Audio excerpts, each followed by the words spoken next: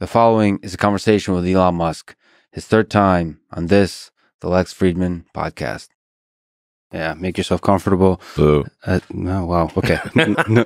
You don't do the headphone thing? No. Okay. Right. I mean, how close do I need to get this thing? The closer you are, the sexier you sound. Hey, babe. Yep. What's up? Can't get enough of your love, baby. I'm going to clip that out. Anytime somebody messages me about it, If you want my body and you think I'm sexy, come right out and tell me so. do. So good. Okay, serious mode activate. All right. Serious mode. Come on, you're Russian. You can be serious. Yeah, I know. Everyone's serious all the time in Russia. Yeah. Yeah. But we'll get there. We'll get there. Yeah. It's gotten soft. Allow me to say that the SpaceX launch of human beings to orbit on May 30th, 2020 was seen by many as the first step in a new era of human space exploration. These human spaceflight missions were a beacon of hope to me and to millions over the past 2 years as our world has been going through one of the most difficult periods in recent human history. We see the rise of division, fear, cynicism, and the loss of common humanity right when it is needed most. So first, Elon, let me say thank you for giving the world hope and reason to be excited about the future. Oh, it's kind of you to say. I do want to do that. Humanity has obviously a lot of issues, and people at times do bad things, but despite all that, I love humanity, and I think we should make sure we do everything we can to have a good future and an exciting future, and one where that maximizes the happiness of the people. Let me ask about Crew Dragon Demo 2. So that first flight with humans on board, how did you feel leading up to that launch? Were you scared? Were you excited? What was going through your mind? So much was at stake. Yeah, no, that was extremely stressful, no question. We obviously could not let them down in any way. So extremely stressful, I'd say, to say the least. But I was confident that at the time that we launched, that no one could think of anything at all to do that would improve the probability of success. And we racked our brains to think of any possible way to improve the probability of success. We could not think of anything more, and nor could NASA. And so then that's just the best that we could do. So then we went ahead and launched. Now, I'm not a religious person, but I nonetheless got on my knees and prayed for that mission. Were you able to sleep? No. How did it feel when it was a success? First, when the launch was a success, and when they returned back home or back to Earth? It was a great relief. Yeah. It's for high stress situations, I find it's not so much elation as relief. I think once as we got more comfortable and proved out the systems, because we really you got to make sure everything works. It was definitely a lot more enjoyable with the subsequent astronaut missions, and I thought the Inspiration mission was actually very inspiring. Inspiration 4 mission. I'd encourage people to watch the Inspiration documentary on Netflix. It's actually really good, and it really is. I was actually inspired by that, and so that one I felt I was kind of able to enjoy the actual mission and not just be super stressed all the time. So for people that somehow don't know, it's the all-civilian, first time all-civilian out to space, out to orbit. Yeah, and it was I think the highest orbit that in 30 or 40 years or something. The only one that was higher was the a Hubble servicing mission. And then before that, it would have been Apollo in 1972. It's pretty wild. So it's cool. It's good. I think as a species, we want to be continuing to do better and reach higher ground, and I think it would be tragic, extremely tragic, if Apollo was the high watermark for humanity, and that's as far as we ever got.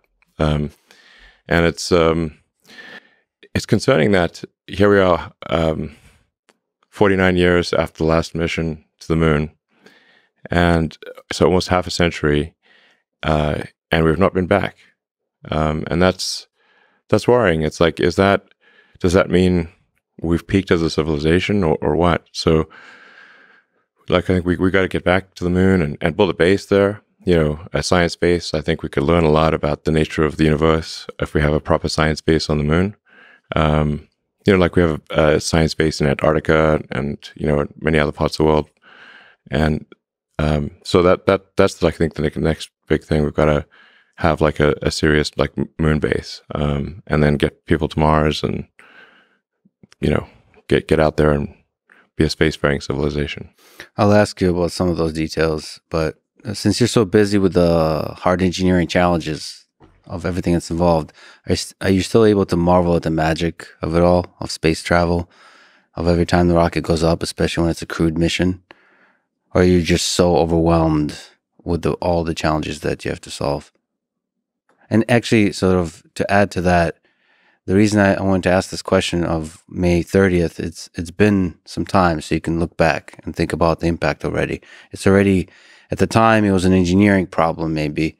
Now it's becoming a historic moment. Like, it's a moment that, how many moments will be remembered about the 21st century? To me, that or something like that, maybe Inspiration 4, or one of those would be remembered as the early steps of a new age of space exploration. Yeah.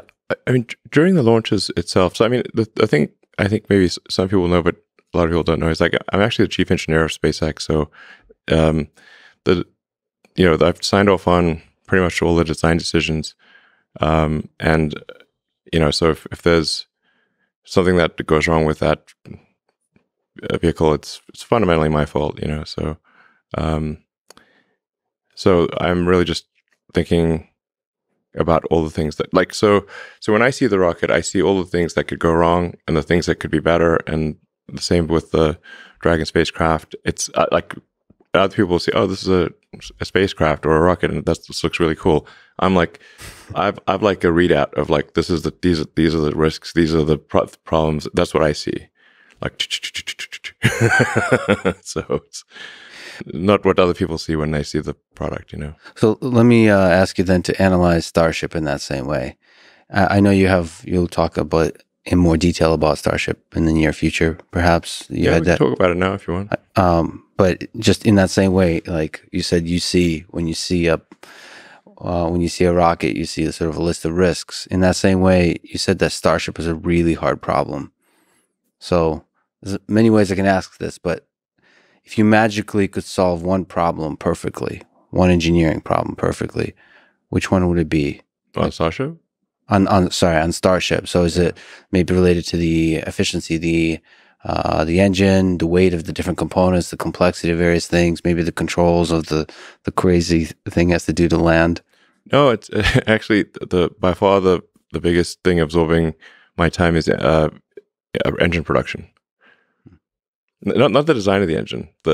I've often said prototypes are easy, production is hard. So we have the most advanced rocket engine that's ever been designed. Because I say currently the best rocket engine ever is probably the RD-180 or RD-170. That's the Russian engine, basically. And still, I think an engine should only count if it's gotten something to orbit.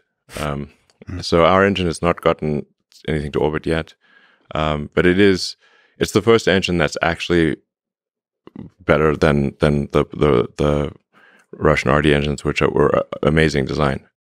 So you're talking about Raptor engine. What makes it amazing? What are the different aspects of it that make it, like, what are you the most excited about if the whole thing works in terms of efficiency, all those kinds of things? Well, the Raptor is a full flow staged combustion engine, and it's at operating at a very high chamber pressure. So one of the key figures of merit, or perhaps the key figure of merit, is what is the chamber pressure at which the rocket engine can operate. That's the combustion chamber pressure. So a Raptor is designed to operate at 300 bar, possibly maybe higher. That's 300 atmospheres. So the record right now for operational engine is the RD engine that I mentioned, the Russian RD, which is, I believe, around 267 bar. And the difficulty of the chamber pressure increases on a nonlinear basis. So 10% more chamber pressure is more like 50% more difficult. But that chamber pressure is that is what allows you to get a very high power density for the engine. So enabling a very high thrust to weight ratio and a very high specific impulse. So specific impulse is like a measure of the efficiency of a rocket engine. It's really the exhaust, the effective exhaust velocity of the gas coming out of the engine. So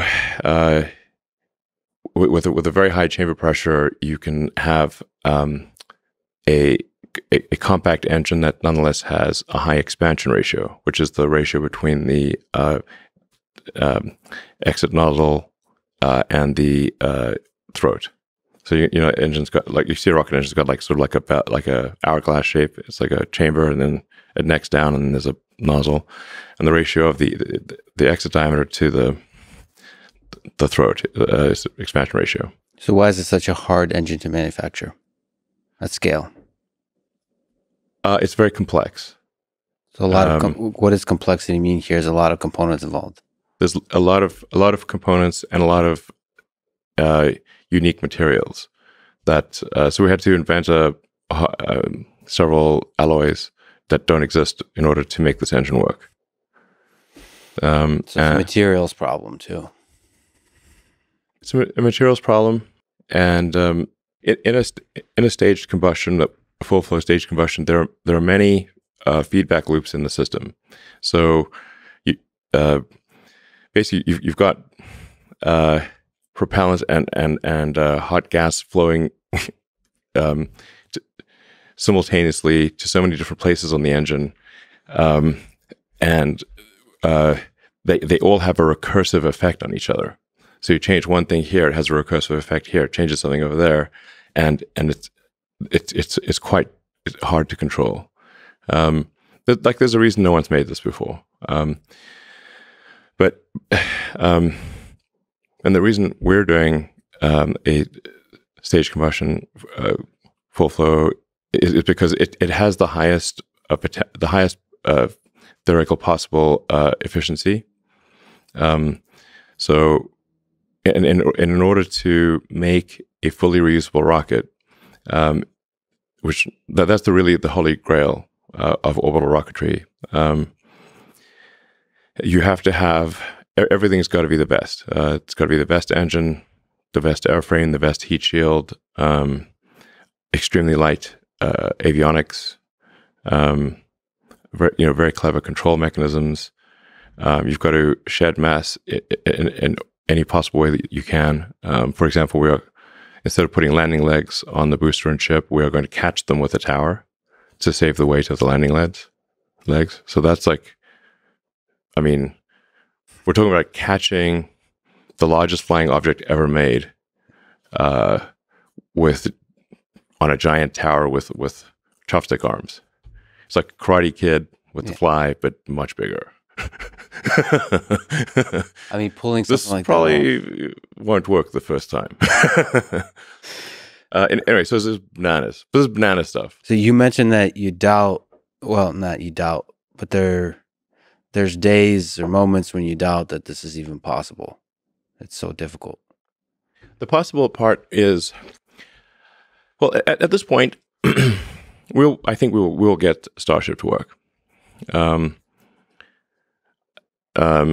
There's a question of timing. How long will it take us to do this? How long will it take us to actually achieve full and rapid reusability? Because it will take probably many launches before we're able to have full and rapid reusability. But but I can say that the physics pencils out. Like we're not like at this point. I'd say we're confident that like let's say I'm very confident success is in the set of all possible outcomes. Right. It's not an all set. For a while there, I was not convinced that success was in the set of possible outcomes, which is very important actually. But so we were. So you're saying there's a chance. I'm saying there's a chance, exactly. Right, cool. Just not sure how long it will take. But we have a very, very talented team. They're working night and day to make it happen. And like I said, the critical thing to achieve for the revolution in spaceflight and for humanity to be a spacefaring civilization is to have a fully and rapidly reusable orbital rocket. There's not even been any orbital rocket that's been fully reusable ever, and this has always been the holy grail of rocketry. And many smart people, very smart people, have tried to do this before and have not succeeded. So, because it's such a hard problem. What's your source of belief in situations like this, when the engineering problem is so difficult? There's a lot of experts, many of whom you admire, who have failed in the past. Yes. And a lot of people, a lot of experts, maybe journalists, all the kind of, the public in general have a lot of doubt about whether it's possible. And you yourself know that even if it's a non-null set, non-empty set of success, it's still unlikely or very difficult. Like, where do you go to, both personally, intellectually, as an engineer, as a team, like for source of strength needed to sort of persevere through this and to keep going with the project, take it to completion?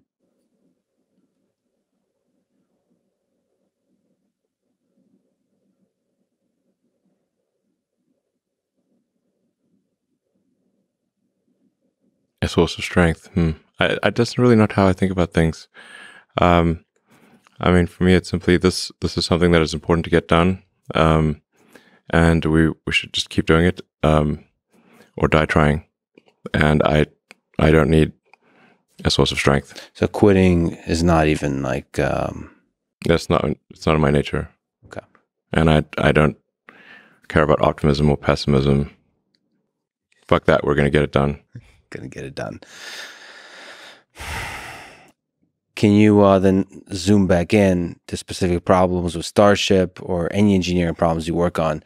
Can you try to introspect your particular biological neural network, your thinking process, and describe how you think through problems, through different engineering and design problems? Is there like a systematic process? You've spoken about first principles thinking, but is there a kind of process to it? Well, like saying like physics is a law and everything else is a recommendation. Like I've met a lot of people who can break the law, but I haven't met anyone who could break physics. So the first, for any kind of technology problem, you have to sort of just make sure you're not violating physics. And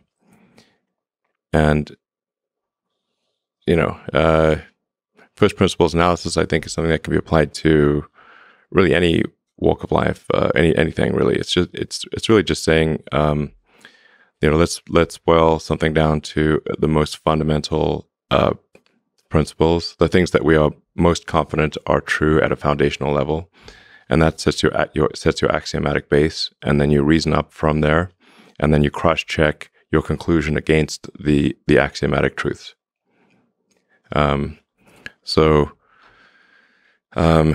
Some basics in physics would be like, are you violating conservation of energy or momentum or something like that? Then it's not going to work. So that's just to establish, is it possible? And then another good physics tool is thinking about things in the limit. If you take a particular thing and you scale it to a very large number or to a very small number, how do things change? Both like like in number of things you manufacture or something like that, and then in time. Yeah, like let's say take an example of like like manufacturing, which I think is just a very underrated problem. And like I said, it's much harder to take an advanced technology product and bring it into volume manufacturing than it is to design it in the first place, by orders of magnitude. So let's say you're trying to figure out is like, why is this part or product expensive? Is it because of something fundamentally foolish that we're doing, or is it because our volume is too low? And so then you say, okay, well, what if our volume was 1 million units a year? Is it still expensive? That's what I mean by thinking about things in the limit. If it's still expensive at 1 million units a year, then volume is not the reason why your thing is expensive. There's something fundamental about the design. And then you can focus on the reducing complexity or something like that in the design. You could change the design to change the part to be something that is not fundamentally expensive. But like, that's a common thing in rocketry, because the unit volume is relatively low, and so a common excuse would be, well, it's expensive because our unit volume is low. And if we were in like automotive or something like that, or consumer electronics, then our costs would be lower. I'm like, okay, so let's say now you're making 1 million units a year. Is it still expensive?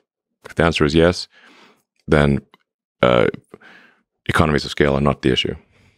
Do you throw into manufacturing? Do you throw like supply chain? You talked about resources and materials and stuff like that. Do you throw that into the calculation of trying to reason from first principles, like how we're going to make the supply chain work here? Yeah.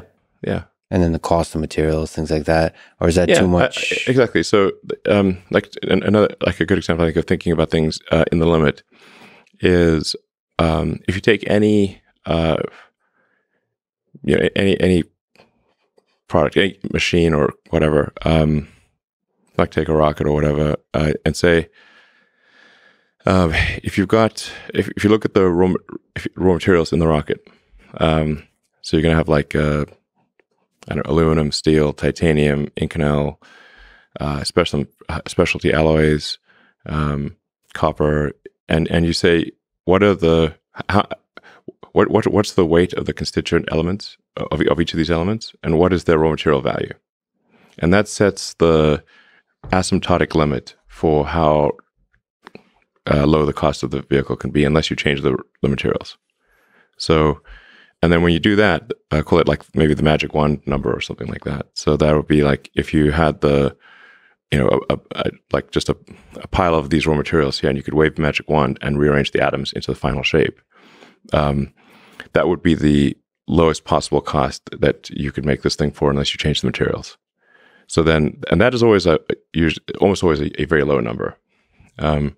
So then what's actually causing things to be expensive is how you put the atoms into the desired shape. Yeah, actually, if you don't mind me taking a tiny tangent, I often talk to Jim Keller, who's somebody that worked with you as a friend. Yeah, Jim was did great work at Tesla. So I suppose he carries the flame of the same kind of thinking that you're talking about now. And I guess I see that same thing at Tesla and SpaceX. Folks who work there, they kind of learn this way of thinking, and it kind of becomes obvious almost. But anyway, I had he educated me about how cheap it might be to manufacture a Tesla bot. We had an argument. How can you reduce the cost of scale of producing a robot? Because I gotten a chance to interact quite a bit, obviously in the academic circles with humanoid robots, and then Boston Dynamics and stuff like that. And they're very expensive to build. Mm-hmm. And then Jim kind of schooled me on saying like, okay, like this kind of first principles thinking of how can we get the cost of manufacture down. I suppose you do that. You have done that kind of thinking for Tesla bot and for all kinds of complex systems that are traditionally seen as complex. And you say, okay, how can we simplify everything down? Yeah. I mean, I think if you are really good at manufacturing, you can basically at high volume, you can basically make anything for a cost that asymptotically approaches the raw material value of the constituents plus any intellectual property that you need to license. Right. Anything. Right. But it's hard. It's not like that's a very hard thing to do, but it is possible for anything. anything in volume can be made, like I said, for a cost that asymptotically approaches its raw material constituents plus intellectual property license rights. So what will often happen in trying to design a product is people will start with the tools and parts and methods that they are familiar with, and then try to create a product using their existing tools and methods. The other way to think about it is actually try to imagine the platonic ideal of the perfect product or technology, whatever it might be, and say, what is the perfect arrangement of atoms that would be the best possible product? And now let us try to figure out how to get the atoms in that shape. I mean, it sounds it's almost like Rick and Morty absurd until you start to really think about it, and you really should think about it in this way, because everything else is kind of if you think you might fall victim to the momentum of the way things were done in the past unless you think in this way. Well, just as a function of inertia, people will want to use the same tools and methods that they are familiar with. That's what they'll do by default. Yeah. And then that will lead to an outcome of things that can be made with those tools and methods, but is unlikely to be the platonic ideal of the perfect product. So that's why it's good to think of things in both directions. So like, what can we build with the tools that we have? But also, what is the theoretical perfect product look like? And that theoretical perfect product is going to be a moving target, because as you learn more, the definition of that perfect product will change, because you don't actually know what the perfect product is, but you can successfully approximate a more perfect product. So thinking about it like that, and then saying, okay, now what tools, methods, materials, whatever, do we need to create in order to get the atoms in that shape? But people rarely think about it that way. But it's a powerful tool. I should mention that the brilliant Siobhan Zillis is hanging out with us, in case you hear a voice of wisdom from outside, from up above. Okay, so let me ask you about Mars. You mentioned it would be great for science to put a base on the moon to do some research, but the truly big leap, again in this category of seemingly impossible, is to put a human being on Mars. When do you think SpaceX will land a human being on Mars?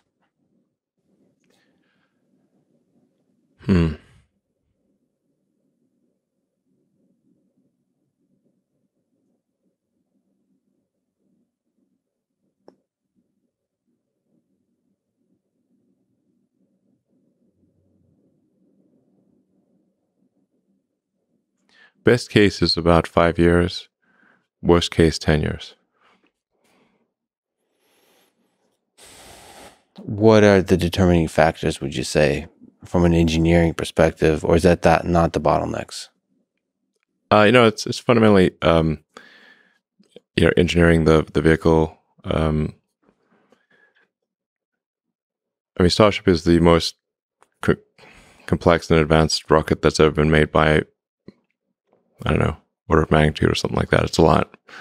It's really next level. So, and the fundamental optimization of Starship is minimizing cost per ton to orbit and ultimately cost per ton to the surface of Mars. This may seem like a mercantile objective, but it is actually the thing that needs to be optimized.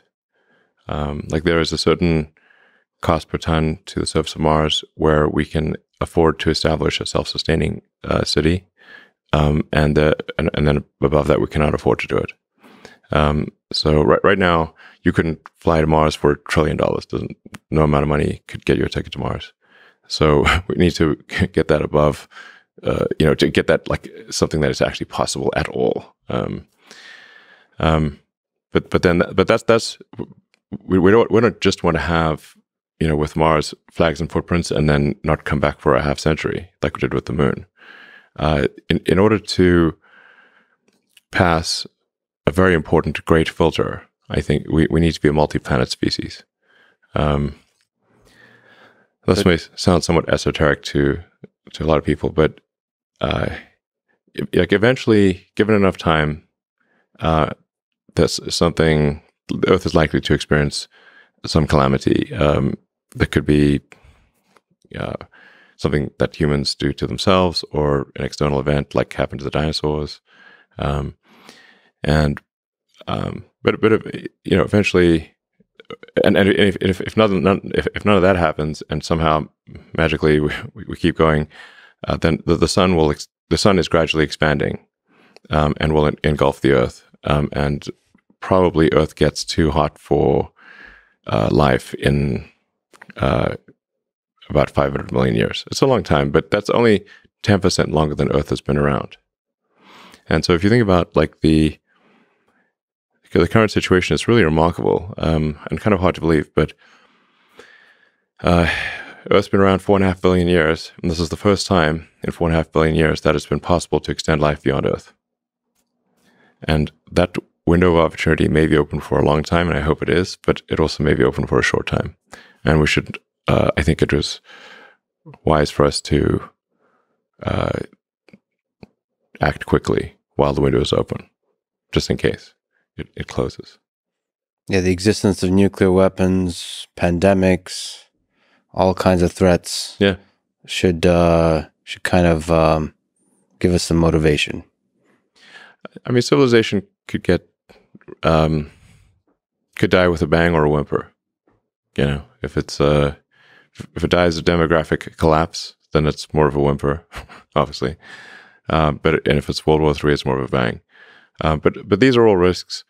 I mean, it's important to think of these things and just, think of things as like probabilities, not certainties.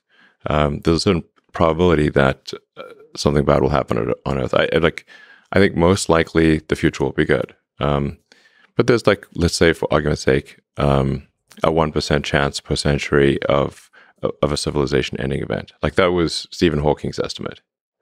I think he might be right about that. So then, we should basically think of this like being a multi-planet species is like taking out insurance for life itself. Like life insurance for life. Wow, so it's turned into an infomercial real quick. Life insurance for life, yes. And we can bring the creatures from plants and animals from Earth to Mars and breathe life into the planet, and have a second planet with life. That would be great.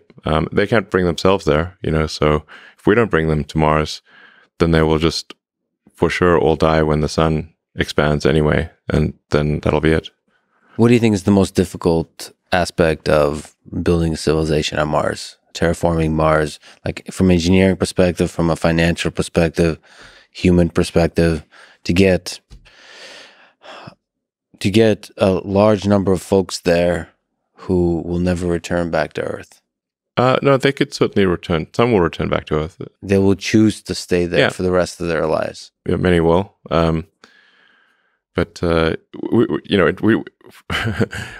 need the spaceships back, like the ones that go to Mars. Right. We need them back, so you can hop on if you want. Yeah. It's like, but we can't just not have the spaceships come back. Those things are expensive. We need them back. I'd like to come back and do another trip. I mean, do you think about the terraforming aspect, like actually building? Are you so focused right now on the spaceships part that's so critical to get to Mars? We absolutely. If you can't get there, nothing else matters. Yeah. So, and like I said, we can't get there at some extraordinarily high cost. I mean, the current cost of, let's say, 1 ton to the surface of Mars is on the order of $1 billion. So, because you don't just need the rocket and the launch and everything, you need like heat shield, you need, guidance system, you need deep space communications, you need some kind of landing system. So, like rough approximation would be $1 billion per ton to the surface of Mars right now. This is obviously way too expensive to create a self-sustaining civilization. So we need to improve that by at least a factor of 1,000. $1 million per ton? Yes, ideally much less than $1 million a ton. But if it's not, like, it's got to be. You have to say, like, well, how much can society afford to spend, or want to spend on a self-sustaining city on Mars? the self-sustaining part is important. Like, it's just the key threshold. The great filter will have been passed when the city on Mars can survive even if the spaceships from Earth stop coming for any reason. Doesn't matter what the reason is, but if they stop coming for any reason, will it die out or will it not? And if there's even one critical ingredient missing, then it still doesn't count. It's like, if you're on a long sea voyage and you've got everything except vitamin C, and it's only a matter of time, you're going to die. So we got to get a Mars city to the point where it's self-sustaining. I'm not sure this will really happen in my lifetime, but I hope to see it at least have a lot of momentum. And then you could say, okay, what is the minimum tonnage necessary to have a self-sustaining city? And there's a lot of uncertainty about this. So you could say, like, I don't know, it's probably at least 1 million tons, because you have to set up a lot of infrastructure on Mars. Like I said, you can't be missing anything that, in order to be self-sustaining, you can't be missing. Like, you need, semiconductor fabs, you need iron ore refineries, you need lots of things,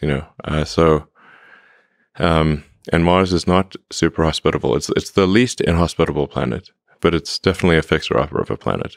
Outside of Earth. Yes. Earth is pretty good. Earth is like easy. Yeah. And also we should clarify, in the solar system. Yes, in the solar system. There might be nice, like, vacation spots. There might be some great planets out there, but it's hopeless. Too hard to get there? Yeah, way too hard, to say the least. Let me push back on that. Not really a pushback, but a quick curveball of a question. So you did mention physics as the first starting point. So general relativity allows for wormholes. They technically can exist. Do you think those can ever be leveraged by humans to travel faster than the speed of light? Well, or are you saying the wormhole thing is debatable. We currently do not know of any means of going faster than the speed of light. There is there are some ideas about having space, so you can only move at the speed of light through space, but if you can make space itself move, that's warping space. Space is capable of moving faster than the speed of light. Right. Like the universe in the Big Bang, the universe expanded at much more than the speed of light, by a lot. Yeah. But if this is possible, the amount of energy required to warp space is so gigantic, it boggles the mind. So all the work you've done with propulsion, how much innovation is possible with rocket propulsion? Is this, you've seen it all, and you're constantly innovating in every aspect. How much is possible? Like, how much can you get 10x somehow? Is there something in there in physics that you can get significant improvement in terms of efficiency of engines and all those kinds of things? Well, as I was saying, like the holy grail is a fully and rapidly reusable orbital system. So right now, the Falcon 9 is the only reusable rocket out there. But the booster comes back and lands. You've seen the videos, and we get the nose cone or fairing back, but we do not get the upper stage back. So that means that we have a minimum cost of building an upper stage. You can think of like a two-stage rocket of sort of like two airplanes, like a big airplane and a smaller airplane. And we get the big airplane back, but not the smaller airplane. And so it still costs a lot, so that upper stage is, at least $10 million. And then the degree of the booster is not as rapidly and completely reusable as we'd like, nor are the fairings. So, our kind of minimum marginal cost, not counting overhead per flight, is on the order of $15 to $20 million, maybe. That's extremely good it's by far better than any rocket ever in history. But with full and rapid reusability, we can reduce the cost per ton to orbit by a factor of 100. But just think of it like imagine if you had an aircraft or something, or a car, and if you had to buy a new car every time you went for a drive, it would be very expensive. It would be silly, frankly. Mm-hmm. But you, in fact, you just refuel the car or recharge the car, and that's makes your trip like I don't know, 1,000 times cheaper.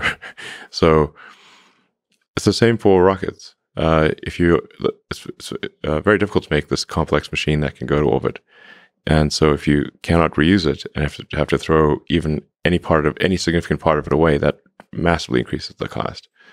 So, Starship in theory could do a cost per launch of like $1 million, maybe $2 million or something like that, and put over 100 tons in orbit, which is crazy. Yeah. So that's incredible. So you're saying like it's by far the biggest bang for the buck is to make it fully reusable versus like some kind of brilliant breakthrough in theoretical physics. No. There's no brilliant break. No, there's no. You're going to make the rocket reusable. This is an extremely difficult engineering problem. Got it. But no new physics is required. Just brilliant engineering. Let me ask a slightly philosophical, fun question. Gotta ask. I know you're focused on getting to Mars, but once we're there on Mars, what form of government, economic system, political system do you think would work best for an early civilization of humans? The interesting reason to talk about this stuff, it also helps people dream about the future. I know you're really focused about the short-term engineering dream, but it's like, I don't know, there's something about imagining an actual civilization on Mars that really gives people hope. Well, it would be a new frontier and an opportunity to rethink the whole nature of government, just as was done in the creation of the United States. So, I would suggest having direct democracy, like people vote directly on things, as opposed to representative democracy. So, representative democracy, I think, is too subject to special interests and, a coercion of the politicians and that kind of thing. So, I'd recommend that there's just direct democracy. People vote on laws. The population votes on laws themselves, and then the laws must be short enough that people can understand them. Yeah, and then like keeping a well-informed populace, like really being transparent about all the information about what they're voting for. Absolute transparency. Yeah, and not make it as annoying as those cookies where you have to accept the cookies. Like always, there's like always like a slight amount of trepidation when you click accept cookies. Like I feel as though there's like perhaps like a very tiny chance that it'll open a portal to hell or something like that. That's exactly how I feel. Why do they keep wanting me to accept it? What do they want with this cookie?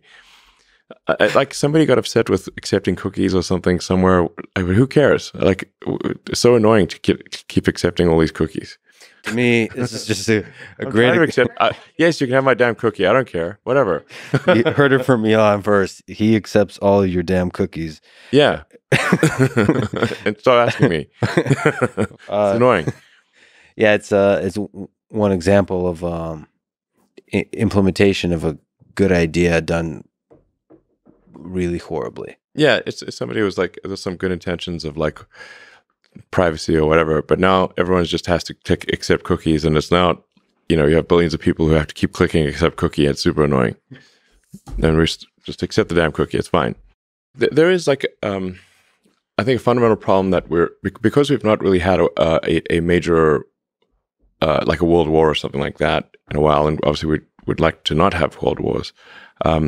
There's not been a cleansing function for rules and regulations. So wars did have, some silver lining in that there would be a reset on rules and regulations after a war. So World Wars I and II, there were huge resets on rules and regulations. Now, if the society does not have a war and there's no cleansing function or garbage collection for rules and regulations, then rules and regulations will accumulate every year because they're immortal. There's no actual... Humans die, but the laws don't. So we need a garbage collection function for rules and regulations. They should not just be immortal, because some of the rules and regulations that are put in place will be counterproductive. Done with good intentions, but counterproductive. Sometimes not done with good intentions. So if rules and regulations just accumulate every year, and you get more and more of them, then eventually you won't be able to do anything. You're just like Gulliver with, tied down by thousands of little strings. And we see that in, U.S. and like basically all economies that have been around for a while, and regulators and legislators create new rules and regulations every year, but they don't put effort into removing them. And I think that's very important that we put effort into removing rules and regulations. But it gets tough because you get special interests that then are dependent on, like they have a vested interest in that whatever rule and regulation, and that they fight to not get it removed. Yeah, so I guess the problem with the Constitution is it's kind of like C versus Java, because it doesn't have any garbage collection built in. I think there should be. When you first said the metaphor of garbage collection, I loved it. From a coding standpoint. From a coding standpoint, yeah. It would be interesting if the laws themselves kind of had a built-in thing where they kind of die after a while unless somebody explicitly publicly defends them. Yeah. So that's sort of, it's not like somebody has to kill them, they kind of die themselves. They disappear. Yeah. Not to defend Java or anything, but the C++, you could also have great garbage collection in Python and so on. Yeah. So something needs to happen, or just the civilization's arteries just harden over time. And you can just get less and less done because there's just a rule against everything. So I think, like, I don't know, for Mars or whatever, I'd say, or even for, obviously for Earth as well, like, I think there should be an active process for removing rules and regulations and questioning their existence. Just like if we've got a function for creating rules and regulations, because rules and regulations you can also think of as like they're like software or lines of code for operating civilization. That's the rules and regulations. So it's not like we shouldn't have rules and regulations, but you have code accumulation, but no code removal, and so it just gets to become basically archaic bloatware after a while, and it's just it makes it hard for things to progress. So I don't know, maybe Mars you'd have like any given law must have a sunset, and require active voting to keep it up there, and I actually also say, like, and these are just, I don't know, recommendations or thoughts, and ultimately it will be up to the people on Mars to decide, but I think it should be easier to remove a law than to add one, because of just to overcome the inertia of laws.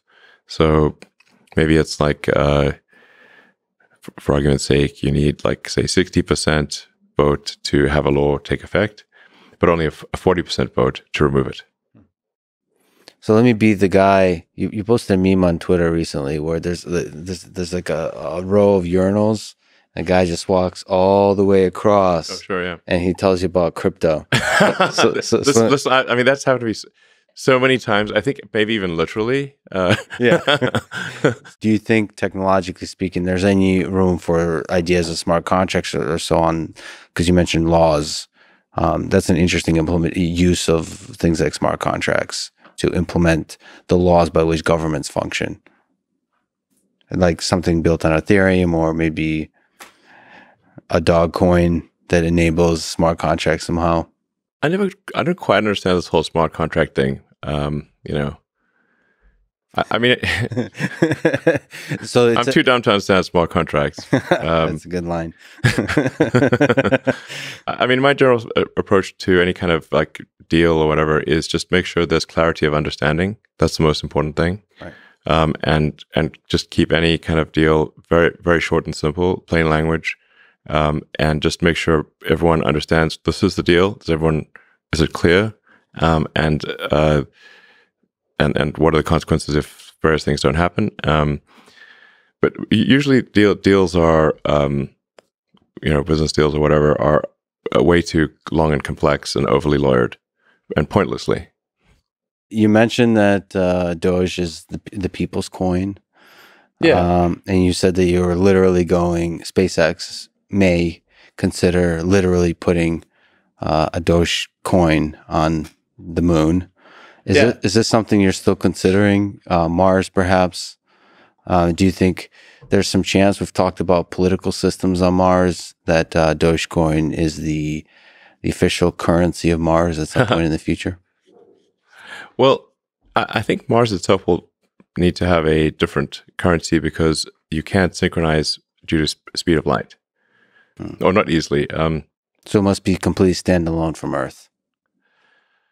Well, yeah, because the Mars is at closest approach, it's 4 light minutes away roughly, and then at furthest approach, it's roughly 20 light minutes away, maybe a little more.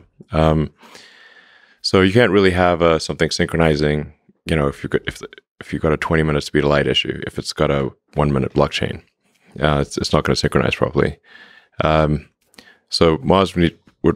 I don't know if Mars would have a cryptocurrency as a thing, but probably seems likely. But it would be some kind of localized thing on Mars. And you let the people decide. Yeah, absolutely. The future of Mars should be up to the Martians.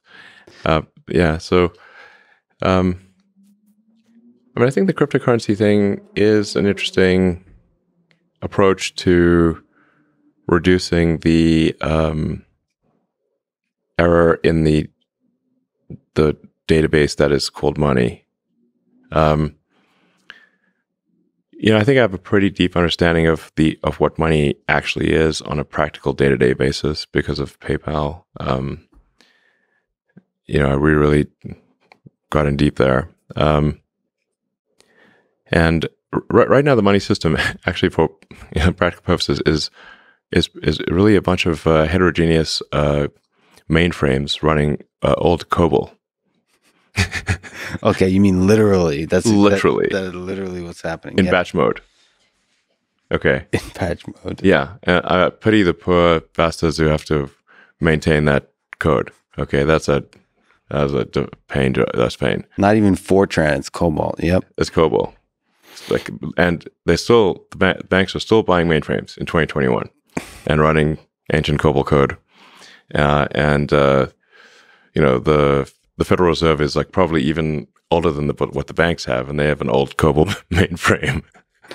And so now, so the government effectively has editing privileges on the money database, and they use those editing privileges to make more money whenever they want, and this increases the error in the database that is money.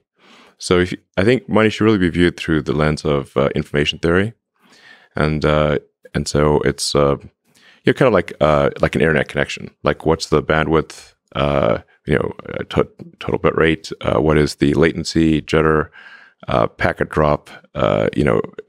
Errors in the network communication. Just think of money like that, basically. I think that's probably the right way to think of it, and then say what system. From an information theory standpoint, allows an economy to function the best, crypto is an attempt to reduce the error in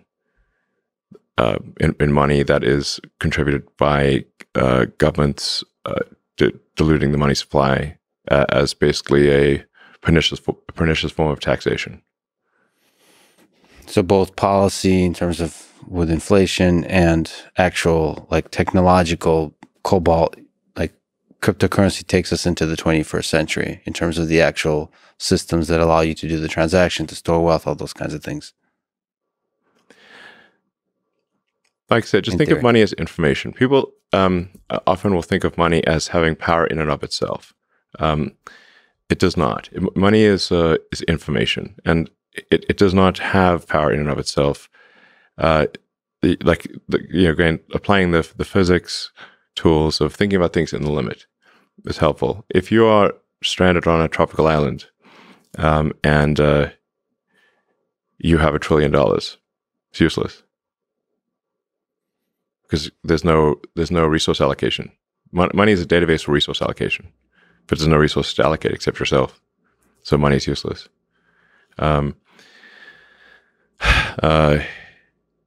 If you're stranded on a desert island with no food, all the Bitcoin in the world will not stop you from starving. Yeah. So, like just think of money as a database for resource allocation across time and space, and then what system it is in what form should that database or data system what would be most effective? Now, there is a fundamental issue with say Bitcoin in its current form, in that the transaction volume is very limited, and the latency the latency for a properly confirmed transaction is too long, much longer than you'd like. So it's actually not great from a transaction volume standpoint or a latency standpoint. So it is perhaps useful as to solve an aspect of the money database problem, which is this sort of store of wealth or an accounting of relative obligations, I suppose. But it is not useful as a currency, as a day-to-day currency. But people have proposed different technological solutions, like Lightning. Lightning Network and the layer 2 technologies on top of that. I mean, it seems to be all kind of a trade-off, but the point is, it's kind of brilliant to say that just think about information, think about what kind of database, what kind of infrastructure enables that exchange of information. You're operating an economy, and you need to have something that allows for the to have efficient value ratios between products and services. So you got this massive number of products and services, and you can't just barter. It's like that would be extremely unwieldy. So you need something that gives you a ratio of exchange between goods and services, and then something that allows you to shift obligations across time, like debt and equity, shift obligations across time. Then what does the best job of that? Part of the reason why I think there's some merit to Dogecoin, even though it was obviously created as a joke, is that it actually does have a much higher transaction volume capability than Bitcoin, and the cost of doing a transaction, the Dogecoin fee is very low. Like right now, if you want to do a Bitcoin transaction, the price of doing that transaction is very high, so you could not use it effectively for most things. And nor could it even scale to a high volume. And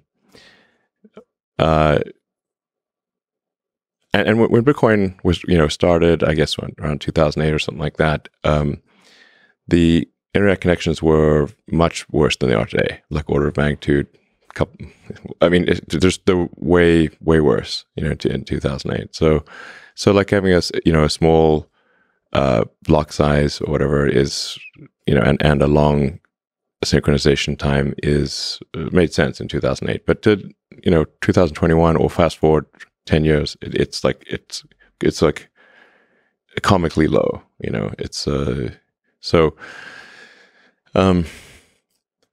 I think there's some value to having a linear increase in the amount of currency that is generated.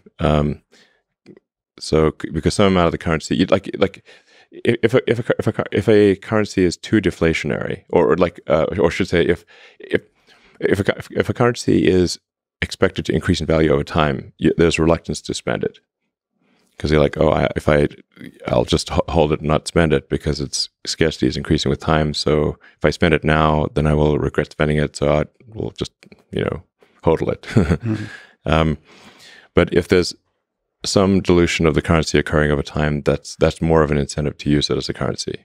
So Dogecoin, somewhat randomly, has a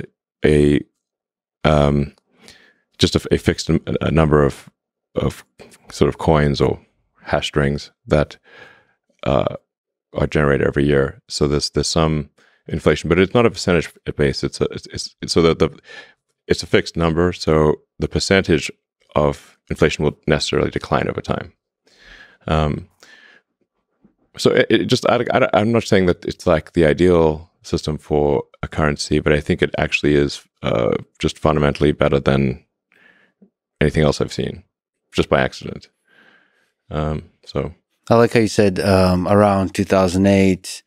So you're not, some people suggested you might be Satoshi Nakamoto. You previously said you're not. Let me ask. Not. You're not, for sure. Would you tell us if you were? Yes. Okay. Do you think it's a feature or bug that he's anonymous, or she, or they? It's an interesting kind of quirk of human history that there is a particular technology that is a completely anonymous inventor or creator.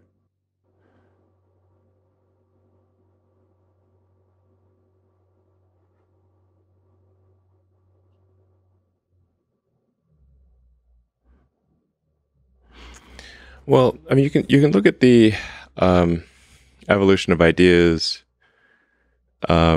before the launch of Bitcoin and see who wrote,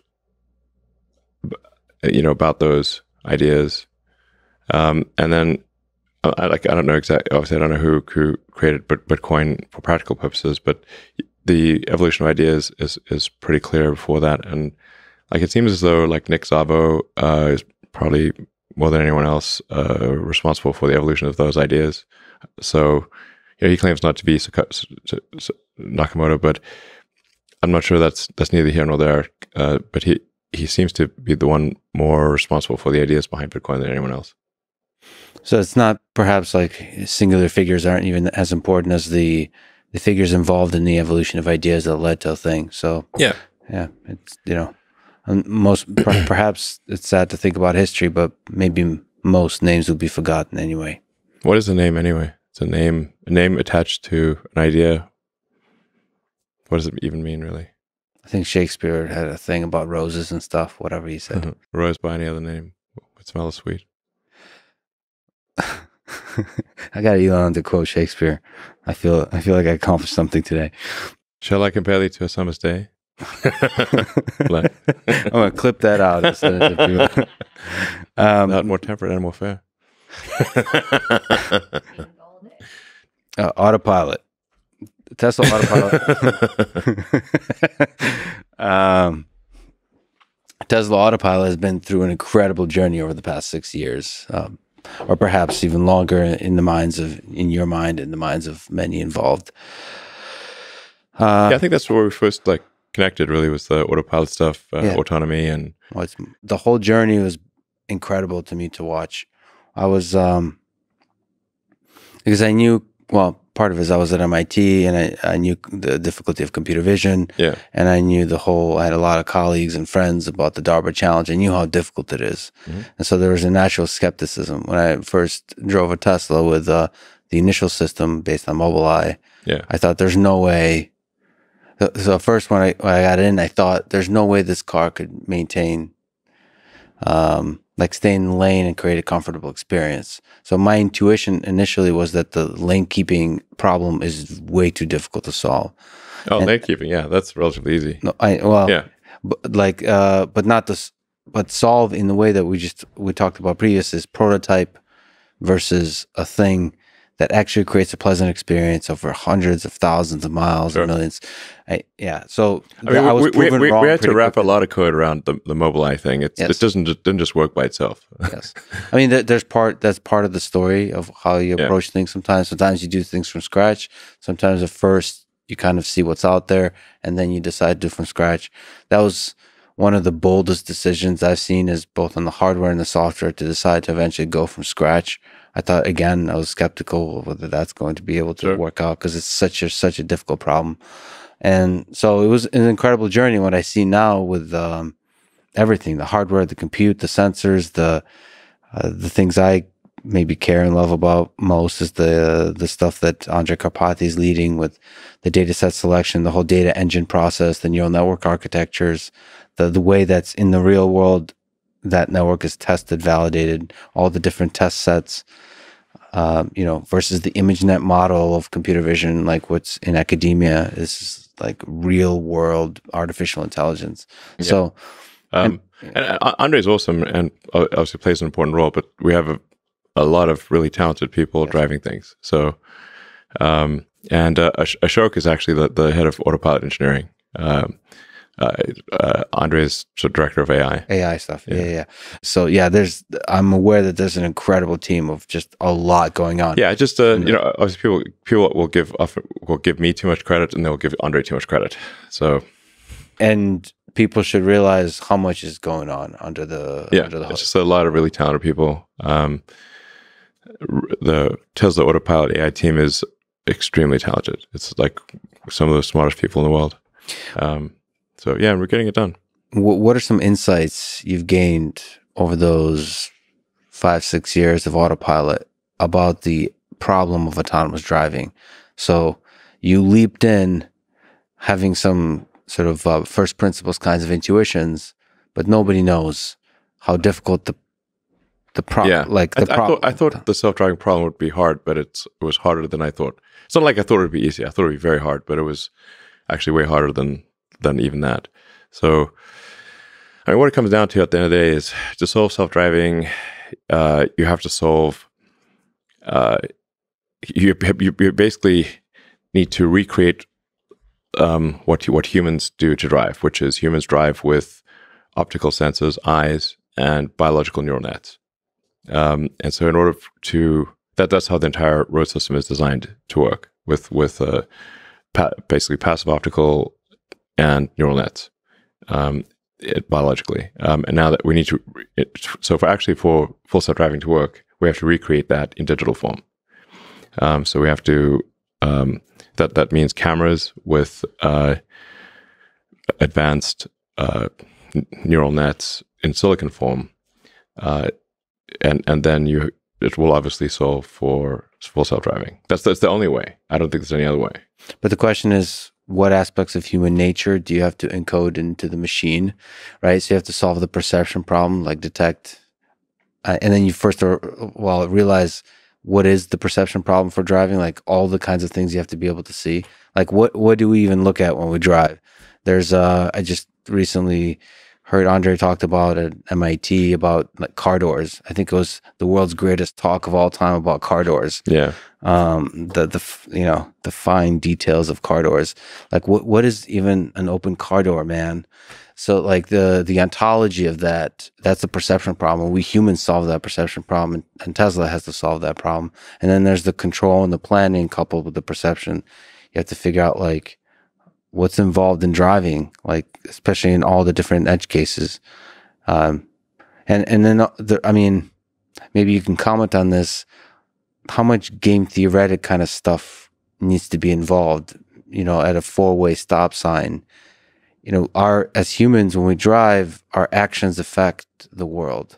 Like, sure, it changes how others behave. Most autonomous driving, you're usually just responding to the scene, as opposed to like really asserting yourself in the scene. Do you think? I think these sort of control logic conundrums are not the hard part. Let's see. What do you think is the hard part in this whole beautiful, complex problem? So it's a lot of friggin' software, man. A lot of smart lines of code. For sure, in order to have create an accurate vector space. So, like you're coming from image space, which is like this flow of photons, going to the cameras, and and then so you have this massive bit stream in image space, and then you have to effectively compress a massive bit stream corresponding to photons that knocked off an electron in a camera sensor, and turn that bit stream into vector space. by vector space, I mean like, you've got cars and humans and lane lines and curves and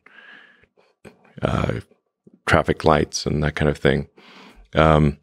Once you have an accurate vector space, the control problem is similar to that of a video game, like a Grand Theft Auto or Cyberpunk. If you have accurate vector space, the control problem is, I wouldn't say it's trivial. It's not trivial, but it's not like some insurmountable thing.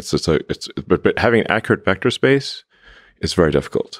Yeah, I think we humans don't give enough respect to how incredible the human perception system is, to mapping the raw photons to the vector space representation in our heads. Your brain is doing an incredible amount of processing, and giving you an image that is a very cleaned up image. Like when we look around here, we see, like, you see color in the corners of your eyes, but actually your eyes have very few cones, like cone receptors in the peripheral vision. Your eyes are painting color in the peripheral vision. You don't realize it, but their eyes are actually painting color. And your eyes also have like this blood vessels and all sorts of gnarly things. And there's a blind spot, but do you see your blind spot? No, your brain is painting in the blind spot. And you're going to do these, like, see these things online where you look here and look at this point and then look at this point, and if it's in your blind spot, your brain will just fill in the missing bits. So cool. The peripheral vision is so cool. It Yeah. makes you realize all the illusions for vision science. It makes you realize just how incredible the brain is. The brain is doing a crazy amount of post-processing on the vision signals from your eyes. It's insane. So, and then even once you get all those vision signals, your brain is constantly trying to forget as much as possible. So human memory is perhaps the weakest thing about the brain is memory. So because memory is so expensive to a brain and so limited, your brain is trying to forget as much as possible and distill the things that you see into the smallest amounts of information possible. So your brain is trying to not just get to a vector space, but get to a vector space that is the smallest possible vector space of only relevant objects. And I think, like, you can sort of look inside your brain, or at least I can, like when you drive down the road and try to think about what your brain is actually doing consciously. And it's conscious. It's like you'll see a car because you don't have cameras. You don't have eyes in the back of your head or the side. So you say, like, you basically your head is like you basically have like two cameras on a slow gimbal. And what's your and eyesight's not that great. Okay, human eyes are, and people are constantly distracted and thinking about things and texting and doing all sorts of things they shouldn't do in a car, changing the radio station. So having arguments, is like, so then, like, say, like when's the last time you looked right and left and, and rearward, or even diagonally, forward, to actually refresh your vector space. So you're glancing around, and what your mind is doing is trying to distill the relevant vectors, basically objects with a position and motion, and then editing that down to the least amount that's necessary for you to drive. It does seem to be able to edit it down or compress it even further into things like concepts. So it's like it goes beyond, the human mind seems to go sometimes beyond vector space to sort of space of concepts, to where you'll see a thing, it's no longer represented spatially somehow. It's almost like a concept that you should be aware of. Like if this is a school zone, you'll remember that as a concept, which is a weird thing to represent. But perhaps for driving, you don't need to fully represent those things, or maybe you get those kind of indirectly. You need to, like, establish vector space and then actually have predictions for those vector spaces. So, like, like if like you drive past, say a bus, and you see that this there's people. Before you drove past the bus, you saw people crossing, or some. Just imagine there's like a large truck or something blocking sight. But before you came up to the truck, you saw that there were some kids about to cross the road in front of the truck. Now you can no longer see the kids, but you need to be able. But you would now know, okay, those kids are probably going to pass by the truck and cross the road, even though you cannot see them. So you have to have memory. You need to remember that there were kids there, and you need to have some forward prediction of what their position will be. It's a really hard problem. At the time of relevance. So with occlusions and computer vision, when you can't see an object anymore, even when it just walks behind a tree and reappears, that's a really, really, I mean, at least in academic literature, it's tracking through occlusions. It's very difficult. Yeah, we're doing it. I understand this. Yeah. So some of it... It's like object permanence. Like the same thing happens with the humans with neural nets. Like when like a toddler grows up, like there's a point in time where they have a sense of object permanence. So before a certain age, if you have a ball or a toy or whatever, and you put it behind your back and you pop it out, if they don't, before they have object permanence, it's like a new thing every time. It's like, whoa, this toy went poof, disappeared, and now it's back again, and they can't believe it. And that they can play peekaboo all day long because this peekaboo is fresh every time. But then we figure out object permanence. Then they realize, oh no, the object is not gone; it's just behind your back. Sometimes I wish we never did figure out object permanence. Yeah, so that's an important problem to solve. Yes. So like an important evolution of the neural nets in the car is memory across both time and space. So now you can't remember, like you have to say, like, how long do you want to remember things for? And there's a cost to remembering things for a long time. So you know, like run out of memory if you try to remember too much for too long. And then you also have things that are stale if you remember them for too long. And then you also need things that are remembered over time. So even if you, like, say, have, like, for argument's sake, 5 seconds of memory on a time basis, but, like, let's say you're parked at a light and you saw, use a pedestrian example, that people were waiting to cross the road, and you can't quite see them because of an occlusion. But they might wait for a minute before the light changes for them to cross the road. You still need to remember that that's where they were, and that they're probably going to cross the road, type of thing. So even if that exceeds your time-based memory, it should not exceed your space memory. And I just think the data engine side of that, so getting the data to learn all of the concepts that you're saying now, is an incredible process. It's this iterative process of just, it's this hydronet of many... Hydronet. Yeah.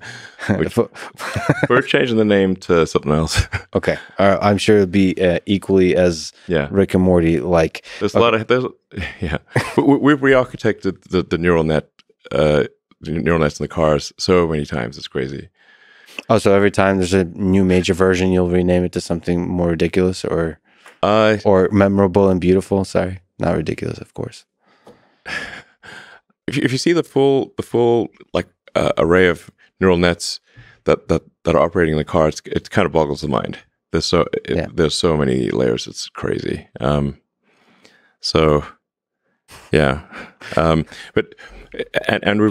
we started off with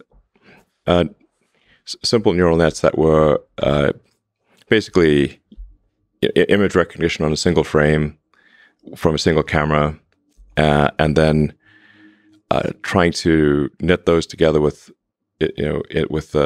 C. I should say we're really primarily running C here because C++ is too much overhead, and we have our own C compiler.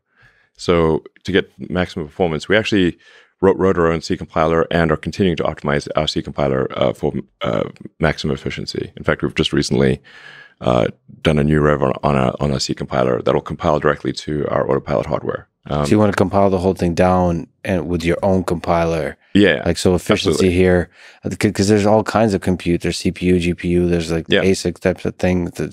And you have to somehow figure out the scheduling across all of those things. And so you're compiling the code down that does all, okay. This is, So that's why there's a lot of people involved. There's a lot of hardcore software engineering at a very sort of bare metal level, because we're trying to do a lot of compute that's constrained to our full self-driving computer. So, and we want to try to have the highest frames per second possible in a sort of very, very finite amount of compute and power. So we really put a lot of effort into the efficiency of our compute. So there's actually a lot of work done by some very talented software engineers at Tesla that at a very foundational level to improve the efficiency of compute and how we use the trip accelerators, which are basically doing matrix math, dot products, like a bazillion dot products. And it's like what are neural nets? It's like compute wise, like 99% dot products. So, and you want to achieve as many high frame rates, like a video game. You want full resolution, high frame rate, low latency, low jitter.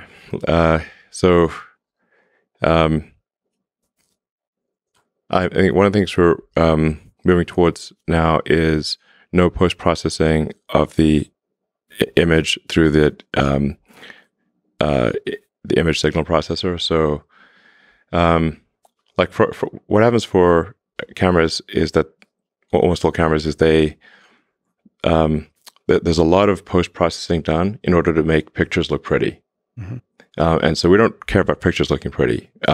We just want the data. So we're moving to just raw photon counts.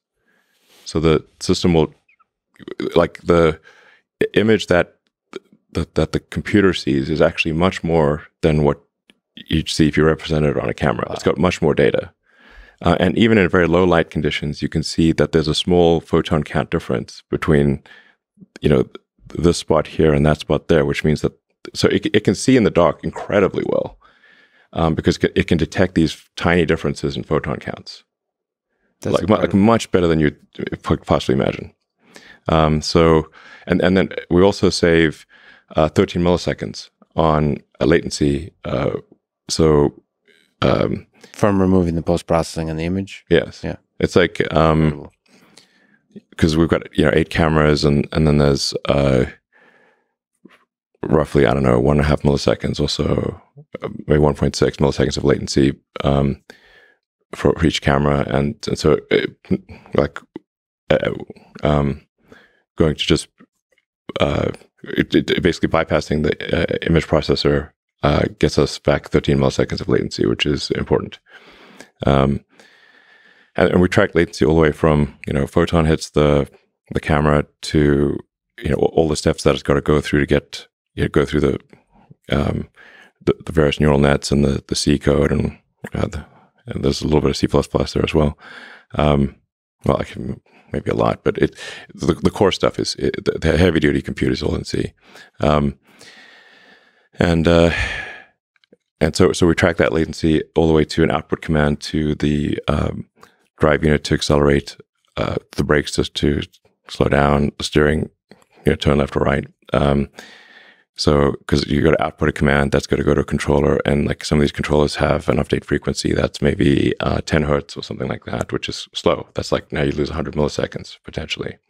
So then we want to update the drivers on the, like say, steering and braking control to have more like 100 hertz instead of 10 hertz. And you get a 10 milliseconds latency instead of 100 milliseconds worst case latency. And actually jitter is more of a challenge than latency, because latency is like you can anticipate and predict. But if you've got a stack up of things going from the camera to the computer through then a series of other computers and finally to an actuator on the car, if you have a stack up of tolerances, of timing tolerances, then you can have quite a variable latency, which is called jitter.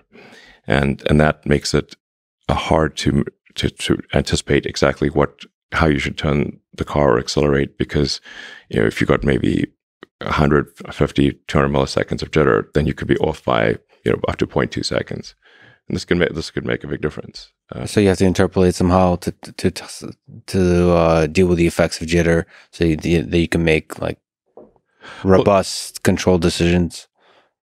You have to. So the jitter is in the sensor information, or the jitter can occur at any stage in the pipeline. You can, if you have fixed latency, you can anticipate, and like say, okay, we know that our information is, for argument's sake, 150 milliseconds stale.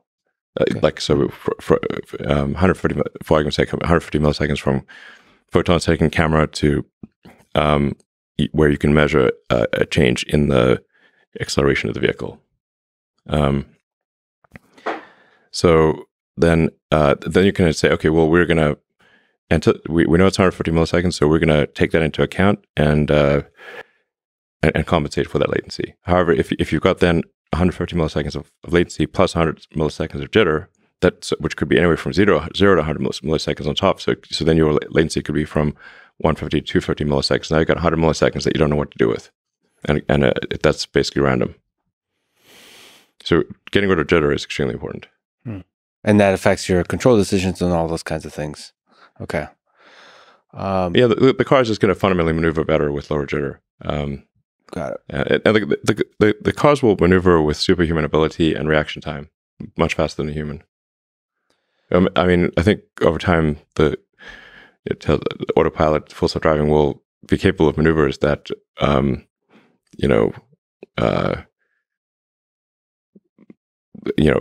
far more than what like James Bond could do in like the best movie type of thing. That's exactly what I was imagining in my mind as you said it. It's like impossible maneuvers that a human couldn't do. So. Well, let me ask, sort of looking back the 6 years, looking out into the future, based on your current understanding, how hard do you think this full self-driving problem? When do you think Tesla will solve level 4 FSD? I mean, it's looking quite likely that it will be next year. And what does the solution look like? Is it the current pool of FSD beta candidates, they start getting greater and greater as they have been degrees of autonomy, and then there's a certain level beyond which they can do their own, they can read a book? Yeah. So, I mean, you can see that anybody who's been following the full self-driving beta closely will see that the rate of disengagements has been dropping rapidly. So, like a disengagement be where the driver intervenes to prevent the car from doing something dangerous potentially. So, so the interventions, per million miles has been dropping dramatically. At some point, and that trend looks like it happens next year, is that the probability of an accident on FSD is less than that of the average human, and then significantly less than that of the average human. So it certainly appears like we will get there next year.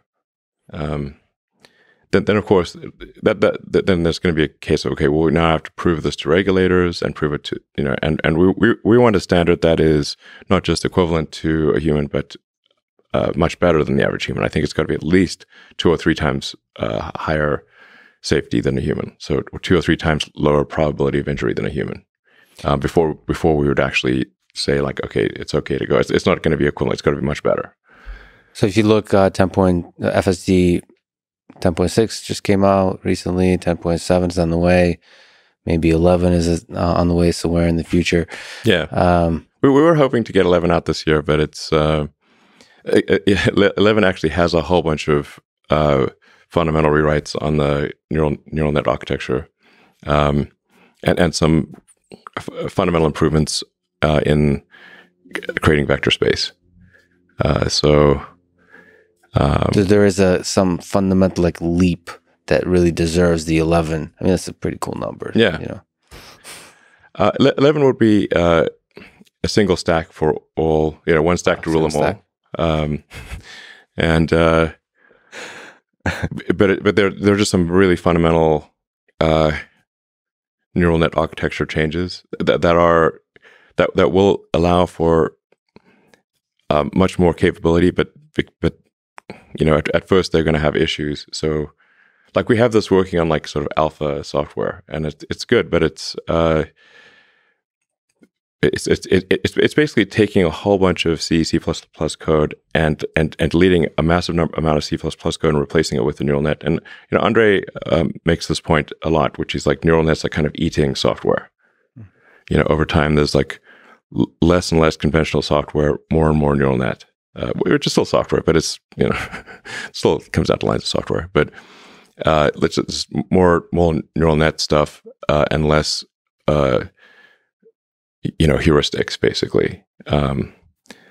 If you're more matrix based stuff and less heuristics based stuff.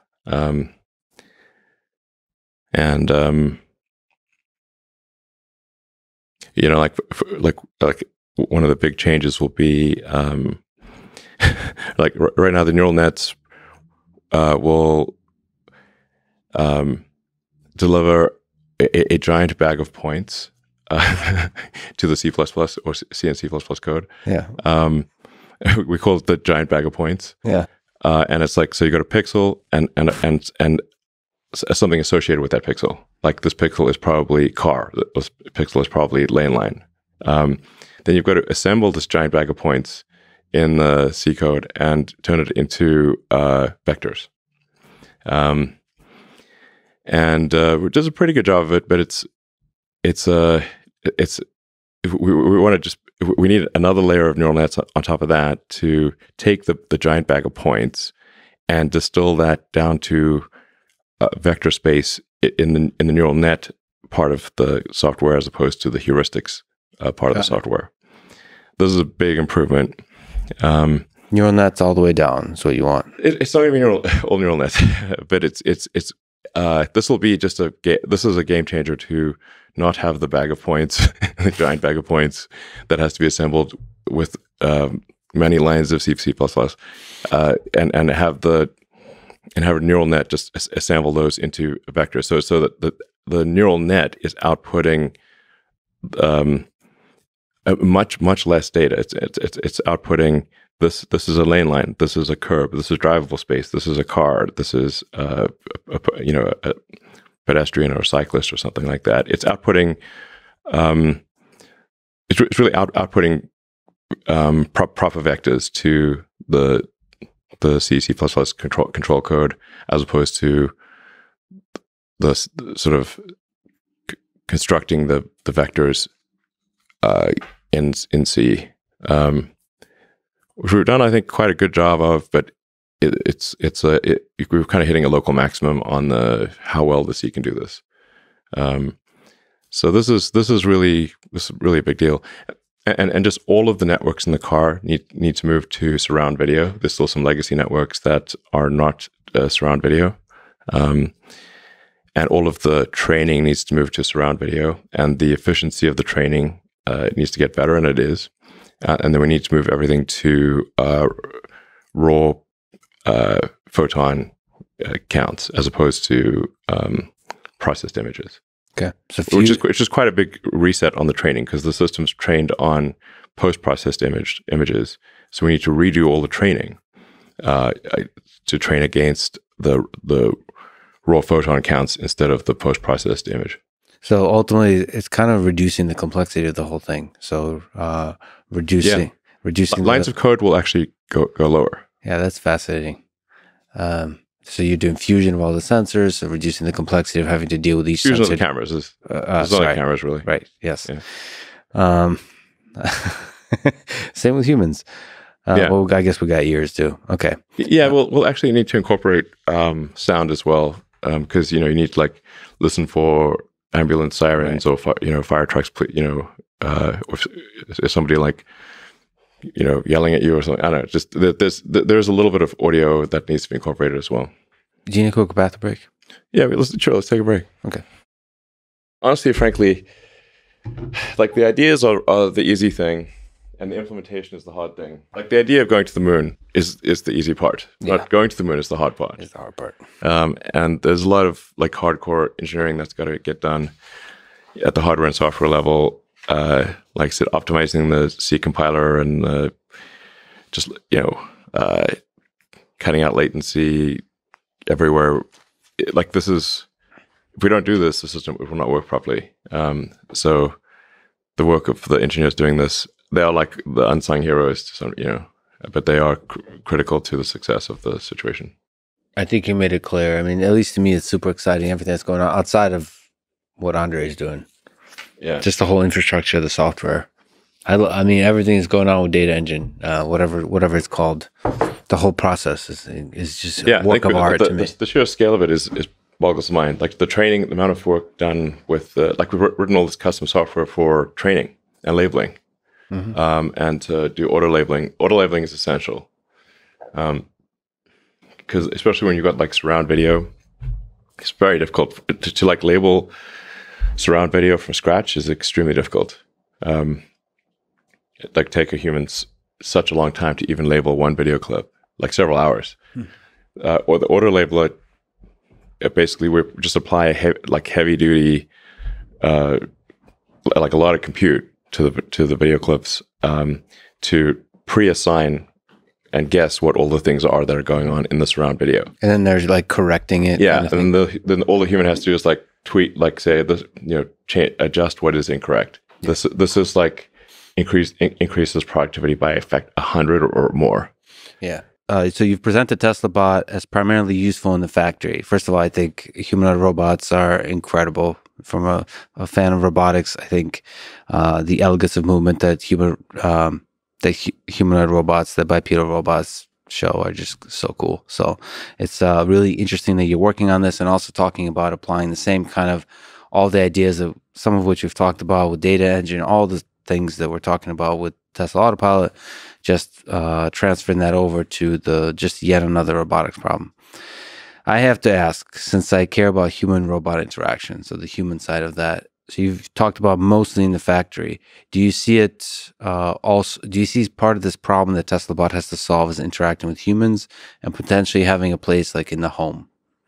So interacting, not just not replacing labor, but also like, I don't know, I think being a friend or an assistant. Or something like that. I think the possibilities are, endless. Yeah, I mean, it's obviously like it's not quite in Tesla's primary mission direction of accelerating sustainable energy, but it is an extremely useful thing that we can do for the world, which is to make a useful humanoid robot that is capable of interacting with the world and helping in many different ways. So in factories and really just I mean, I think if you say like extrapolate to many years in the future, it's like I think work will become optional. So like there's a lot of jobs that if people weren't paid to do it, they wouldn't do it. Like it's not fun, necessarily. Like if you're washing dishes all day, it's like even if you really like washing dishes, you really want to do it for 8 hours a day every day? Probably not. So and then there's like dangerous work, and basically if it's dangerous, boring, it has like potential for repetitive stress injury, that kind of thing, then that's really where humanoid robots would add the most value initially. So that's what we're aiming for is to for the humanoid robots to do jobs that people don't voluntarily want to do. And then we'll have to pair that obviously with some kind of universal basic income in the future. So I think. So do you see a world when there's like hundreds of millions of Tesla bots performing different tasks throughout the world? Yeah, I haven't really thought about it that far into the future, but I guess that there may be something like that. So, can I ask a wild question? So, the number of Tesla cars has been accelerating. There's been close to 2 million produced. Many of them have autopilot. I think we're over 2 million now. Yeah. Do you think there will ever be a time when there will be more Tesla bots than Tesla cars? Yeah, actually, it's funny you asked this question because normally I do try to think pretty far into the future, but I haven't really thought that far into the future with the Tesla bot, or it's codenamed Optimus. I call it Optimus Subprime because it's not like a giant transformer robot. But it's meant to be a general purpose helper bot. And basically like the things that we're basically like Tesla, I think has the most advanced real world AI for interacting with the real world, which we developed as a function of to make self-driving work. And so, along with custom hardware and like a lot of hardcore low-level software to have it run efficiently and be power efficient, because it's one thing to do neural nets if you've got a gigantic server room with 10,000 computers, but now let's say you have to now distill that down into one computer that's running at low power in a humanoid robot or a car. That's actually very difficult, and a lot of hardcore software work is required for that. So since we're kind of like solving the navigate the real world with neural nets problem for cars, which are kind of like robots with four wheels, then it's like kind of a natural extension of that is to put it in a robot with arms and legs, and actuators.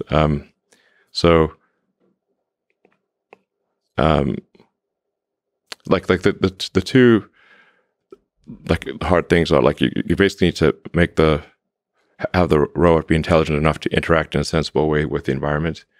So you need real world AI, and you need to be very good at manufacturing, which is a very hard problem. Tesla is very good at manufacturing, and also has the real world AI. So making the humanoid robot work is basically means developing custom motors and sensors that are different from what a car would use.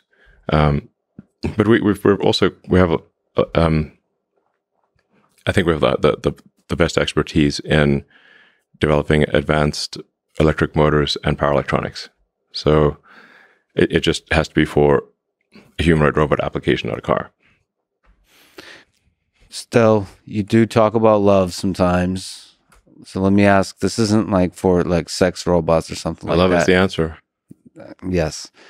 There is something compelling to us, not compelling, but we connect with humanoid robots or even legged robots, like with the dog and shapes of dogs. It seems like, there's a huge amount of loneliness in this world.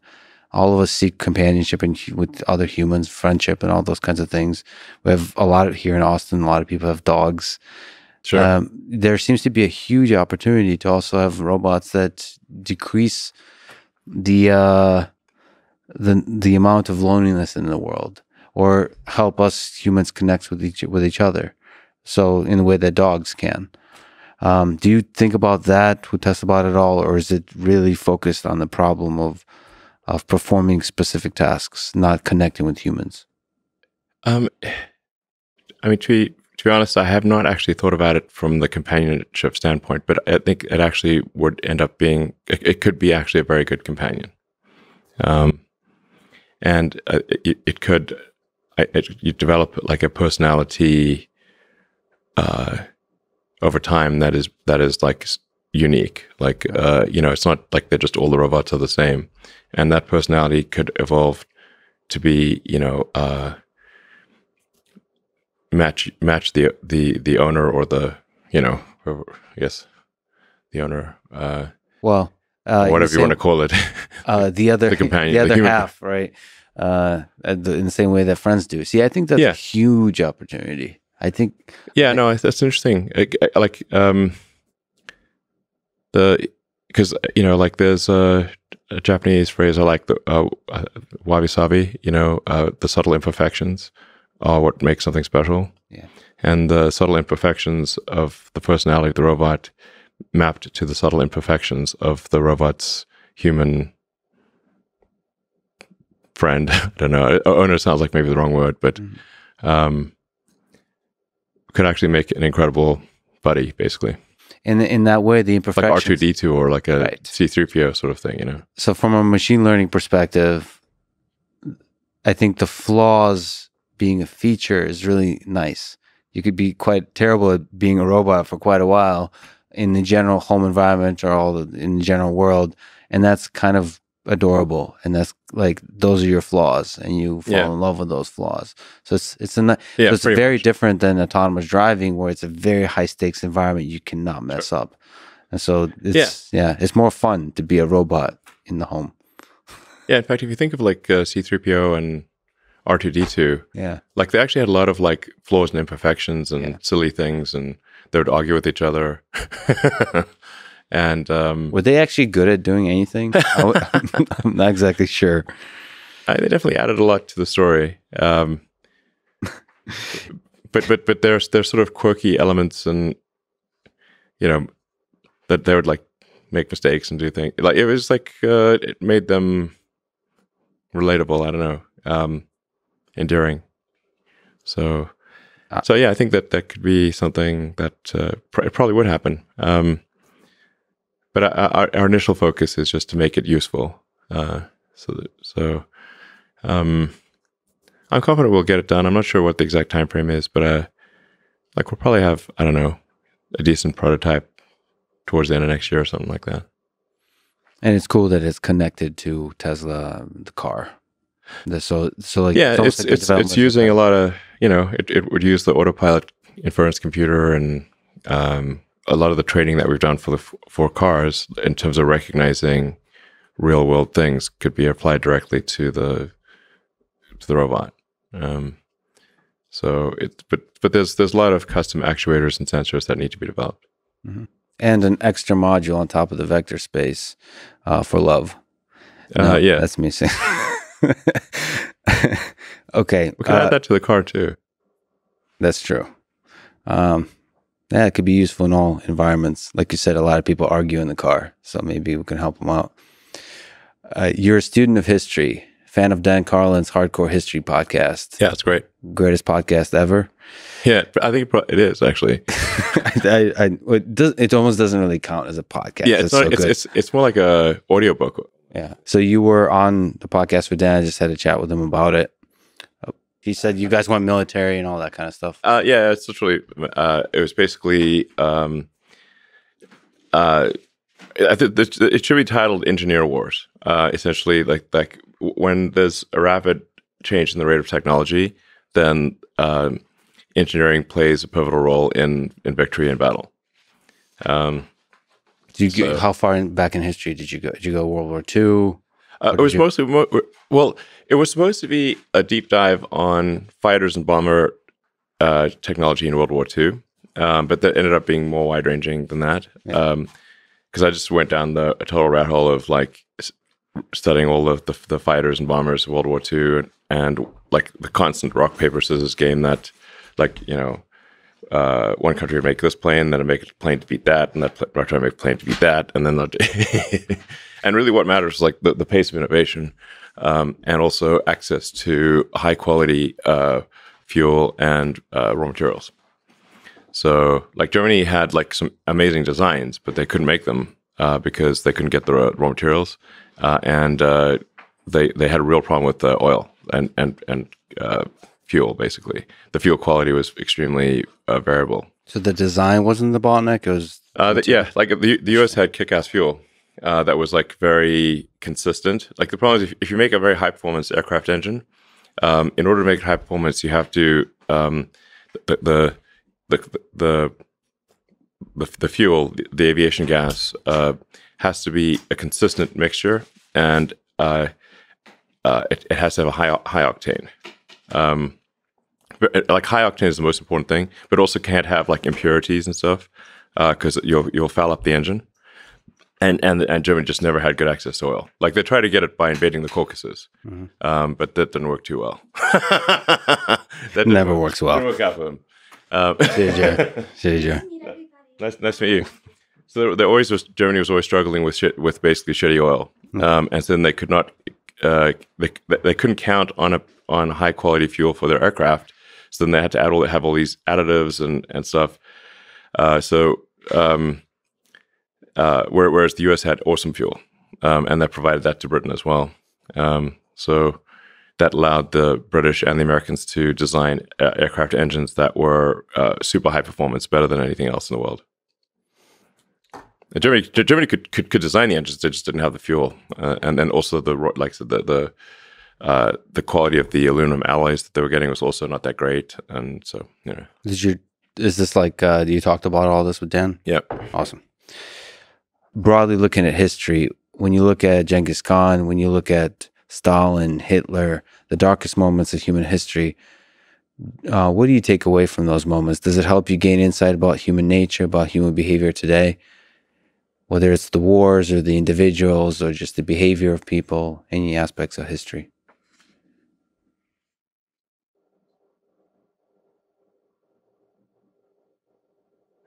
Yeah, I find history fascinating.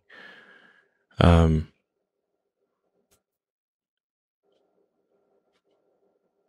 just a lot of incredible things that have been done, good and bad, that they help you understand the nature of civilization and individuals. And does it make you sad that humans do these kinds of things to each other? You look at the 20th century, World War II, the cruelty, the abuse of power. Talk about communism, Marxism, and Stalin. Some of these things do. If you like, there's a lot of human history. Most of it is actually people just getting on with their lives. And it's not like human history is just nonstop war and disaster. Those are actually just, those are intermittent and rare. And if they weren't, then humans would soon cease to exist. But it's just that wars tend to be written about a lot, and whereas like something being like, well, a normal year where nothing major happened doesn't get written about much. But that's, most people just like farming and kind of like living their life, being a villager somewhere. And every now and again there's a war, and I think so. But I would say like there aren't very many books that where I just had to stop reading because it was just too dark. But the book about Stalin, The Court of the Red Tsar, I had to stop reading. It was just too dark, rough. Yeah. The 30s.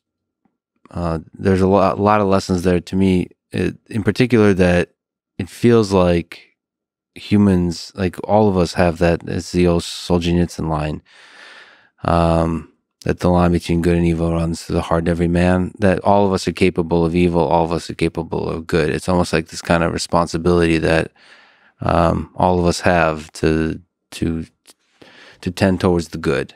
And so, like, to me, looking at history is almost like an example of, look, you have some charismatic leader that convinces you of things is too easy based on that story to do evil onto each other, onto your family, onto others. And so it's like our responsibility to do good.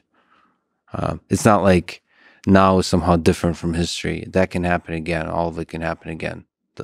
And yes, most of the time, you're right. I mean, the optimistic view here is mostly people are just living life. And as you've often memed about, the quality of life was way worse back in the day, and it keeps improving over time through innovation, through technology. But still, it's somehow notable that these blimps of atrocities happen. Sure.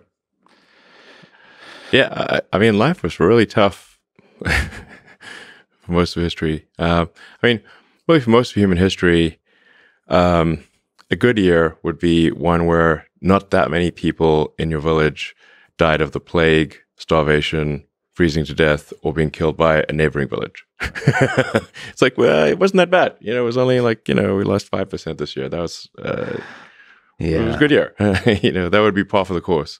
Yeah. Like just not starving to death would have been like the primary goal of most people throughout history. is making sure we'll have enough food to last through the winter and not freeze or whatever. So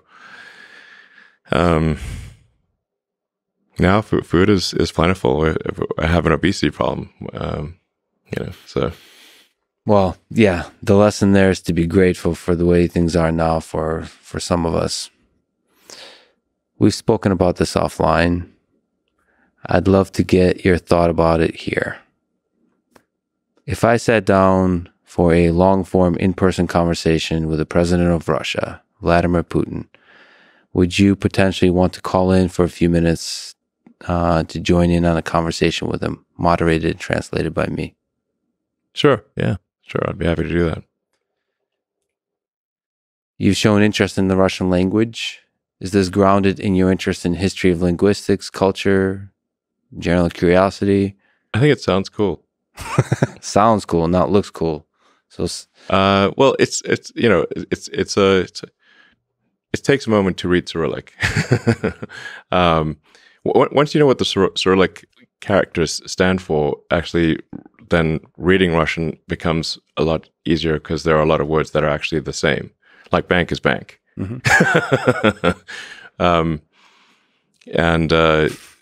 So find the words that are exactly the same, and now you start to understand Cyrillic. Yeah. If you can sound it out, then it's much. There's at least some commonality of words. What about the culture? You love great engineering, physics. There's a tradition of the sciences there. Sure. You look at the 20th century from rocketry. So, some of the greatest rockets, some of the space exploration has been done in the former Soviet Union. Yeah. So do you draw inspiration from that history?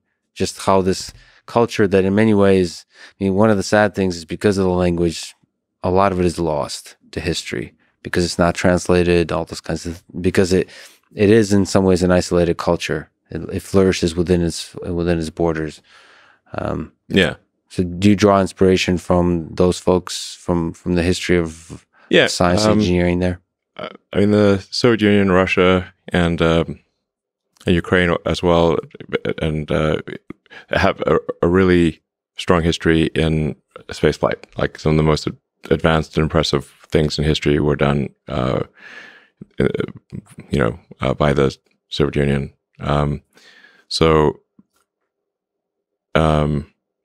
One cannot help but admire the impressive rocket technology that was developed. After the sort of fall of the Soviet Union, there's much less that happened, but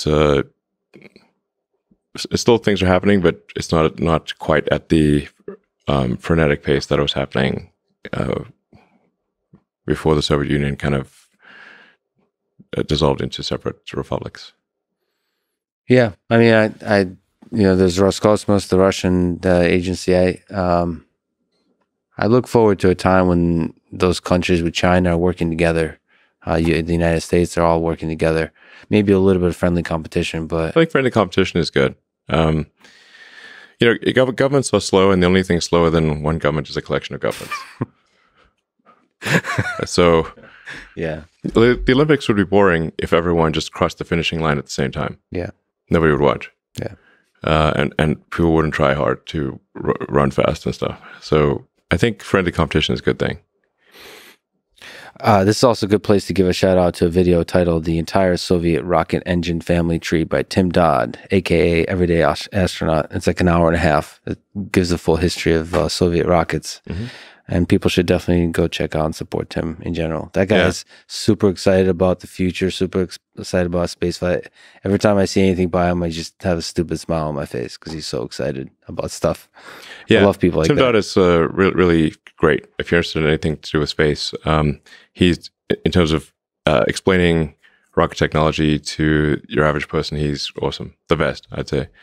And I should say, part of the reason, I switched us from, Raptor at one point was going to be a hydrogen engine, but hydrogen has a lot of challenges. It's very low density. It's a deep cryogen, so it's only liquid at a very close to absolute zero. It requires a lot of insulation. It's there's a lot of challenges there. And I was actually reading a bit about Russian rocket engine development, and at least the impression I had was that or Soviet Union, Russia, and Ukraine primarily were actually in the process of switching to methalox. And there was some interesting test stand data for ISP. Like they were able to get like up to like a 380-second ISP with the methalox engine, and I was like, "Whoa, okay, that's actually really impressive." So, I think you could actually get a much lower cost, like in optimizing cost per ton to orbit, cost per ton to Mars. I think methane oxygen is the way to go. And I was partly inspired by the Russian work on the test stands with methalox engines. And now for something completely different. Do you mind doing a bit of a meme review in the spirit of the great, the powerful PewDiePie? Let's say 1 to 11. Just go over a few documents printed out. We can try. Let's try this. I present to you document numero uno. I don't know. Okay. Vlad the Impaler discovers marshmallows. Yeah, that's not bad. So, you get it? Because he likes impaling things? Yes, I get it. I don't know, 3, whatever. Oh, that's not very good. This is grounded in some engineering, some history.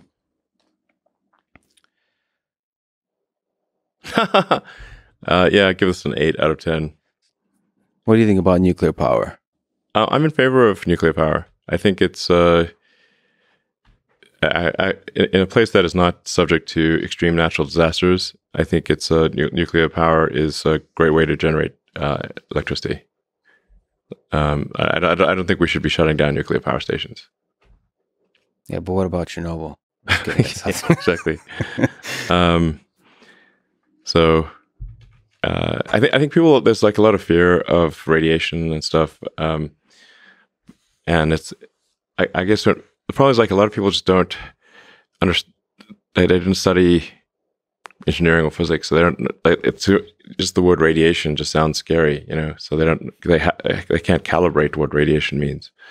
But radiation is much less dangerous than you'd think.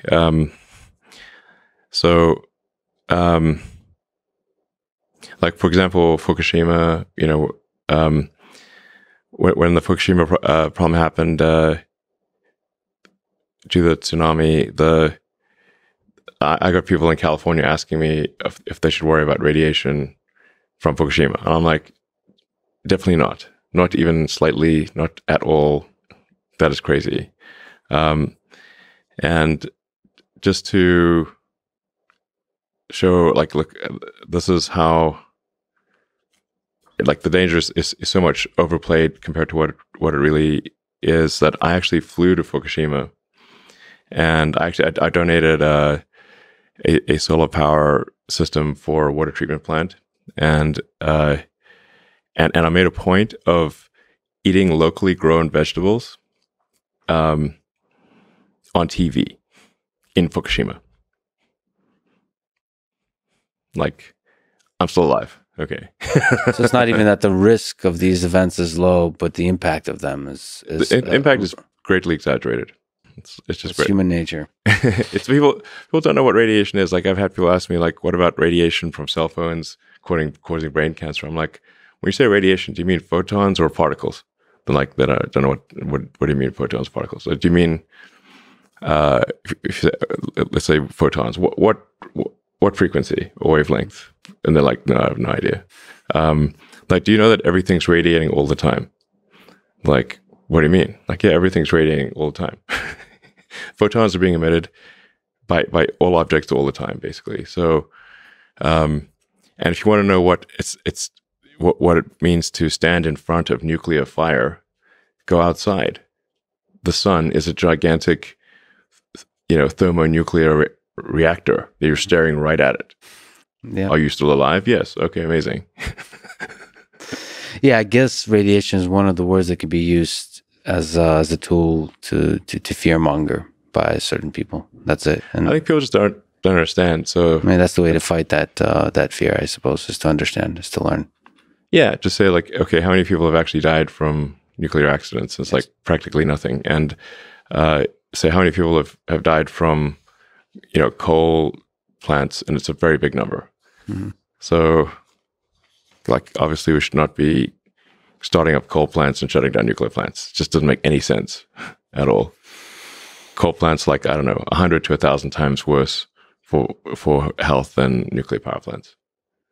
You want to go to the next one? This is really bad. It's that 90, 180, and 360 degrees. Everybody loves the math. Nobody gives a shit about 270. It's not super funny. Yeah, I don't know, like 2 or 3. Yeah. This is not, LOL situation. Yeah.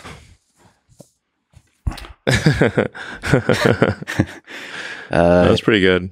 The United States oscillating between establishing and destroying dictatorships. It's like a metro. Is that a metro? Yeah, What is metronome. that? Pendulum? Yeah. Yeah, it's I don't know, 7 out of 10. It's kind of true.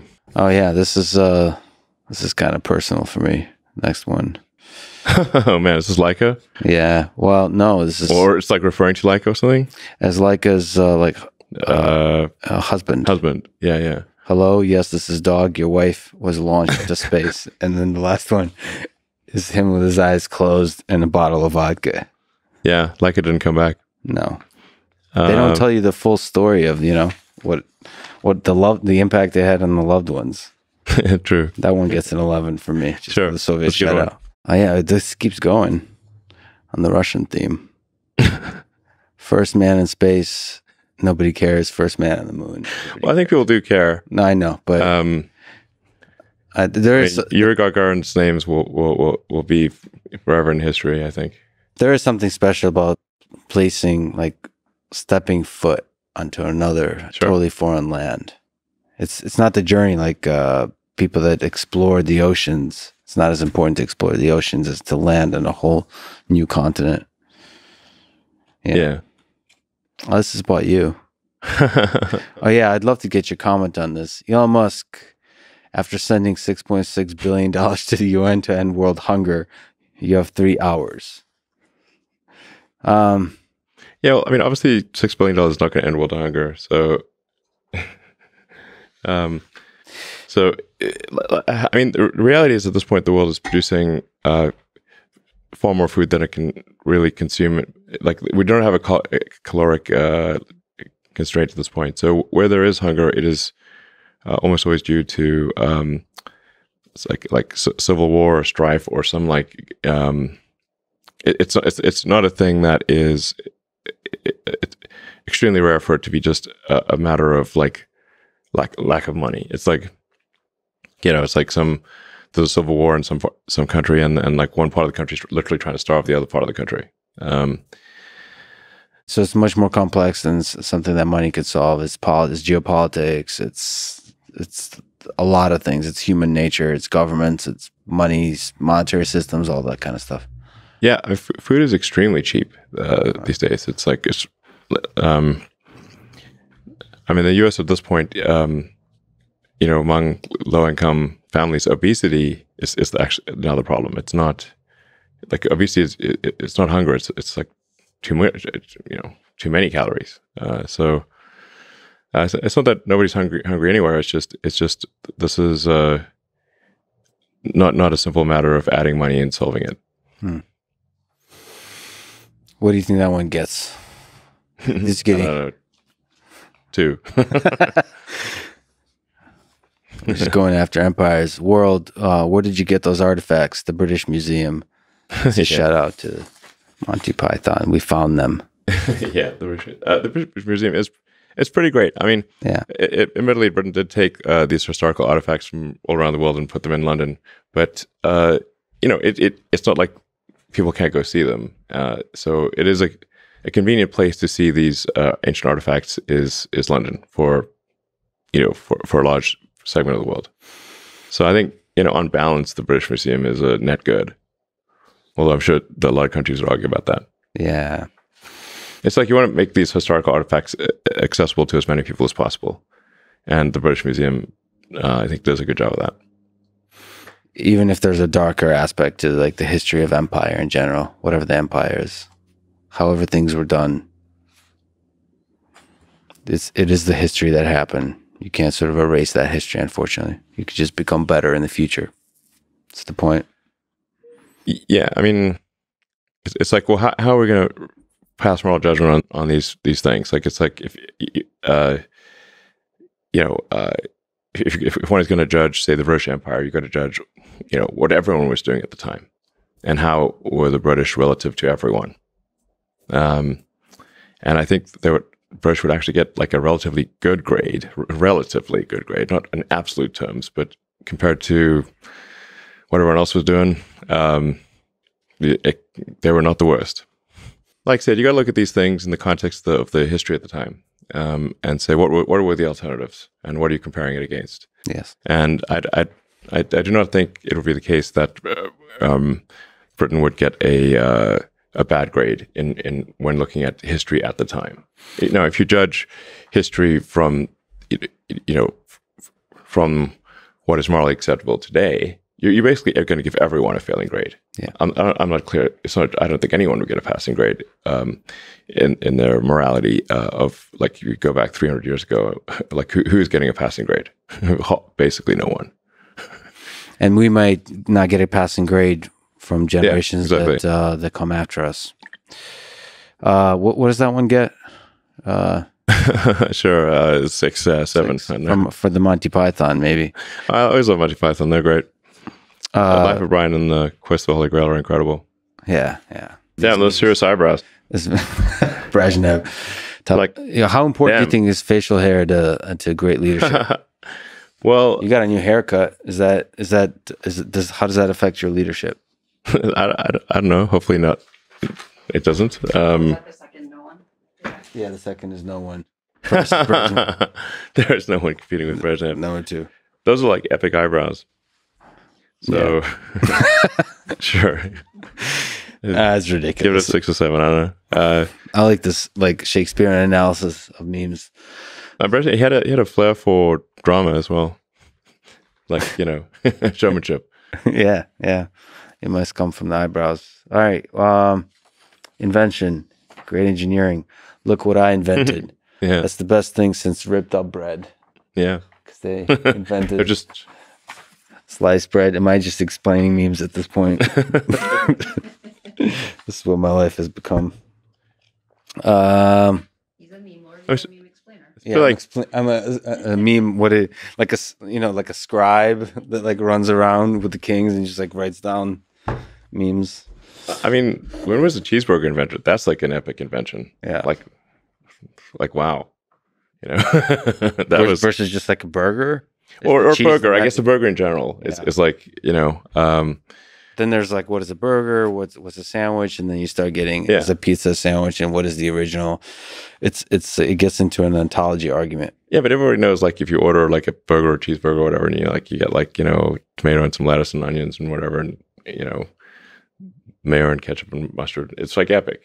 Yeah, but I'm sure they've had bread and meat separately for a long time, and it was kind of a burger on the same plate, but somebody who actually combined them into the same thing, and you bite it and hold it, makes it convenient. It's a materials problem. Like your hands don't get dirty and whatever. Yeah, it's brilliant. Between 1870 and 1900. Well, that is not what I would have guessed. But everyone knows, like, you like, if you order a cheeseburger, you know what you're getting. It's not like some obtuse, like, well, I wonder what I'll get. Fries are, I mean, great. I mean, they were the devil, but fries are awesome. Pizza is incredible. Food innovation doesn't get enough love. Yeah, I guess is what we're getting at. Great. What about the Matthew McConaughey Austinite here? President Kennedy, do you know how to put men on the moon yet? NASA, no. President Kennedy, be a lot cooler if you did. Pretty much. Sure. 6 or 7, I suppose. All right. And this is the last one. That's funny. Someone drew a bunch of dicks all over the walls, Sistine Chapel, boys' bathroom. Sure, I'll give it 9. It's really true. All right, this is our highest ranking meme for today. I mean, it's true. Like, how did they get away with that? Lots of nakedness. I mean, dick pics are, just something throughout history. As long as people can draw things, there's been a dick pic. It's a staple of human history. It's a staple. Consistent throughout human history. You tweeted that you aspire to comedy. You're friends with Joe Rogan. Might you do a short stand-up comedy set at some point in the future? Maybe open for Joe, something like that. Is that really stand-up? Actual, just full-on stand-up? Full-on stand-up? Is that in there, or is that? I've never thought about that. It's extremely difficult. If at least that's what like Joe says and the comedians say. Huh? I wonder if I could. I mean, only one way to find out. I have done stand-up for friends, just impromptu. I'll get on like a riff, and they do laugh, but they're friends too. So I don't know if you got to call, like a room of strangers, are they going to actually also find it funny? But I could try, see what happens. I think you'd learn something either way. Yeah, I kind of love both when you bomb and when you do great, just watching people, how they deal with it. Sure. It's so difficult. You're so fragile up there. It's just you. And you think you're going to be funny, and when it completely falls flat, it's beautiful to see people deal with like that. I might have enough material to do stand-up. No, I've never thought about it, but I might have enough material. I don't know, like 15 minutes or something. Oh, yeah. Yeah. Do a Netflix special. Netflix special, sure. What's your favorite Rick and Morty concept? Just to spring that on you, there's a lot of sort of scientific engineering ideas explored there. There's the there's the butter robot. It's a great show. You like it? Yeah, Rick and Morty's awesome. Somebody that's exactly like you from an alternate dimension showed up there, Elon Tusk.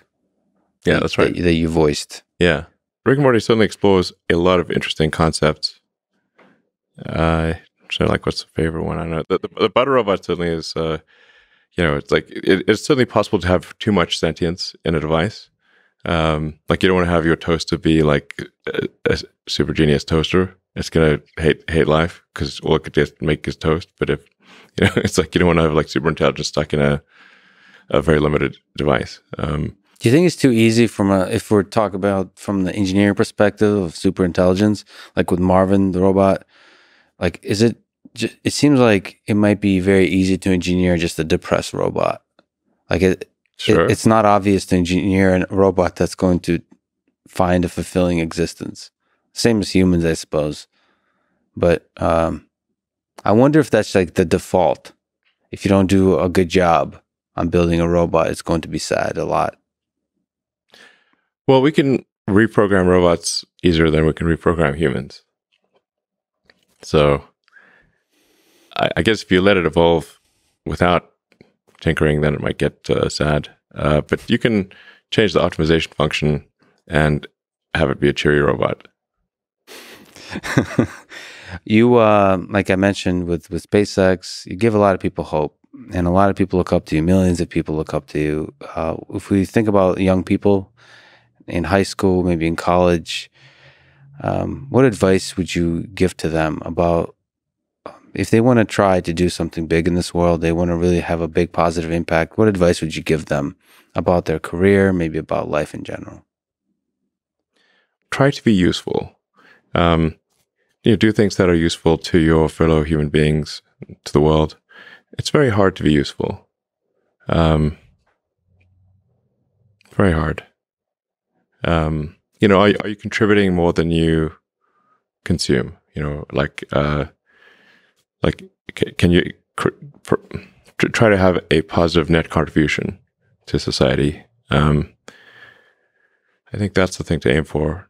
Not to try to be sort of a leader just for the sake of being a leader or whatever. A lot of the time, the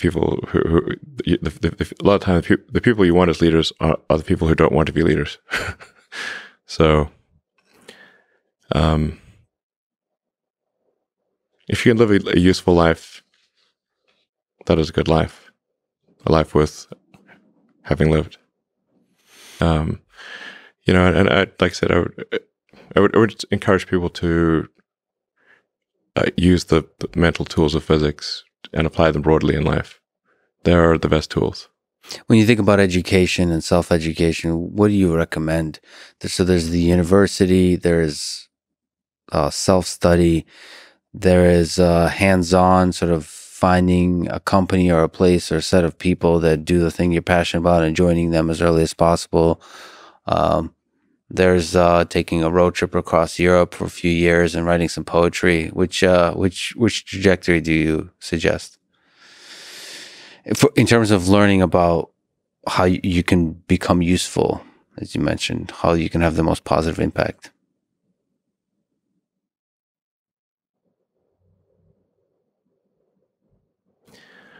Well, I'd encourage people to read a lot of books. Just read, like, I mean, basically try to ingest as much information as you can, and try to also just develop a good general knowledge.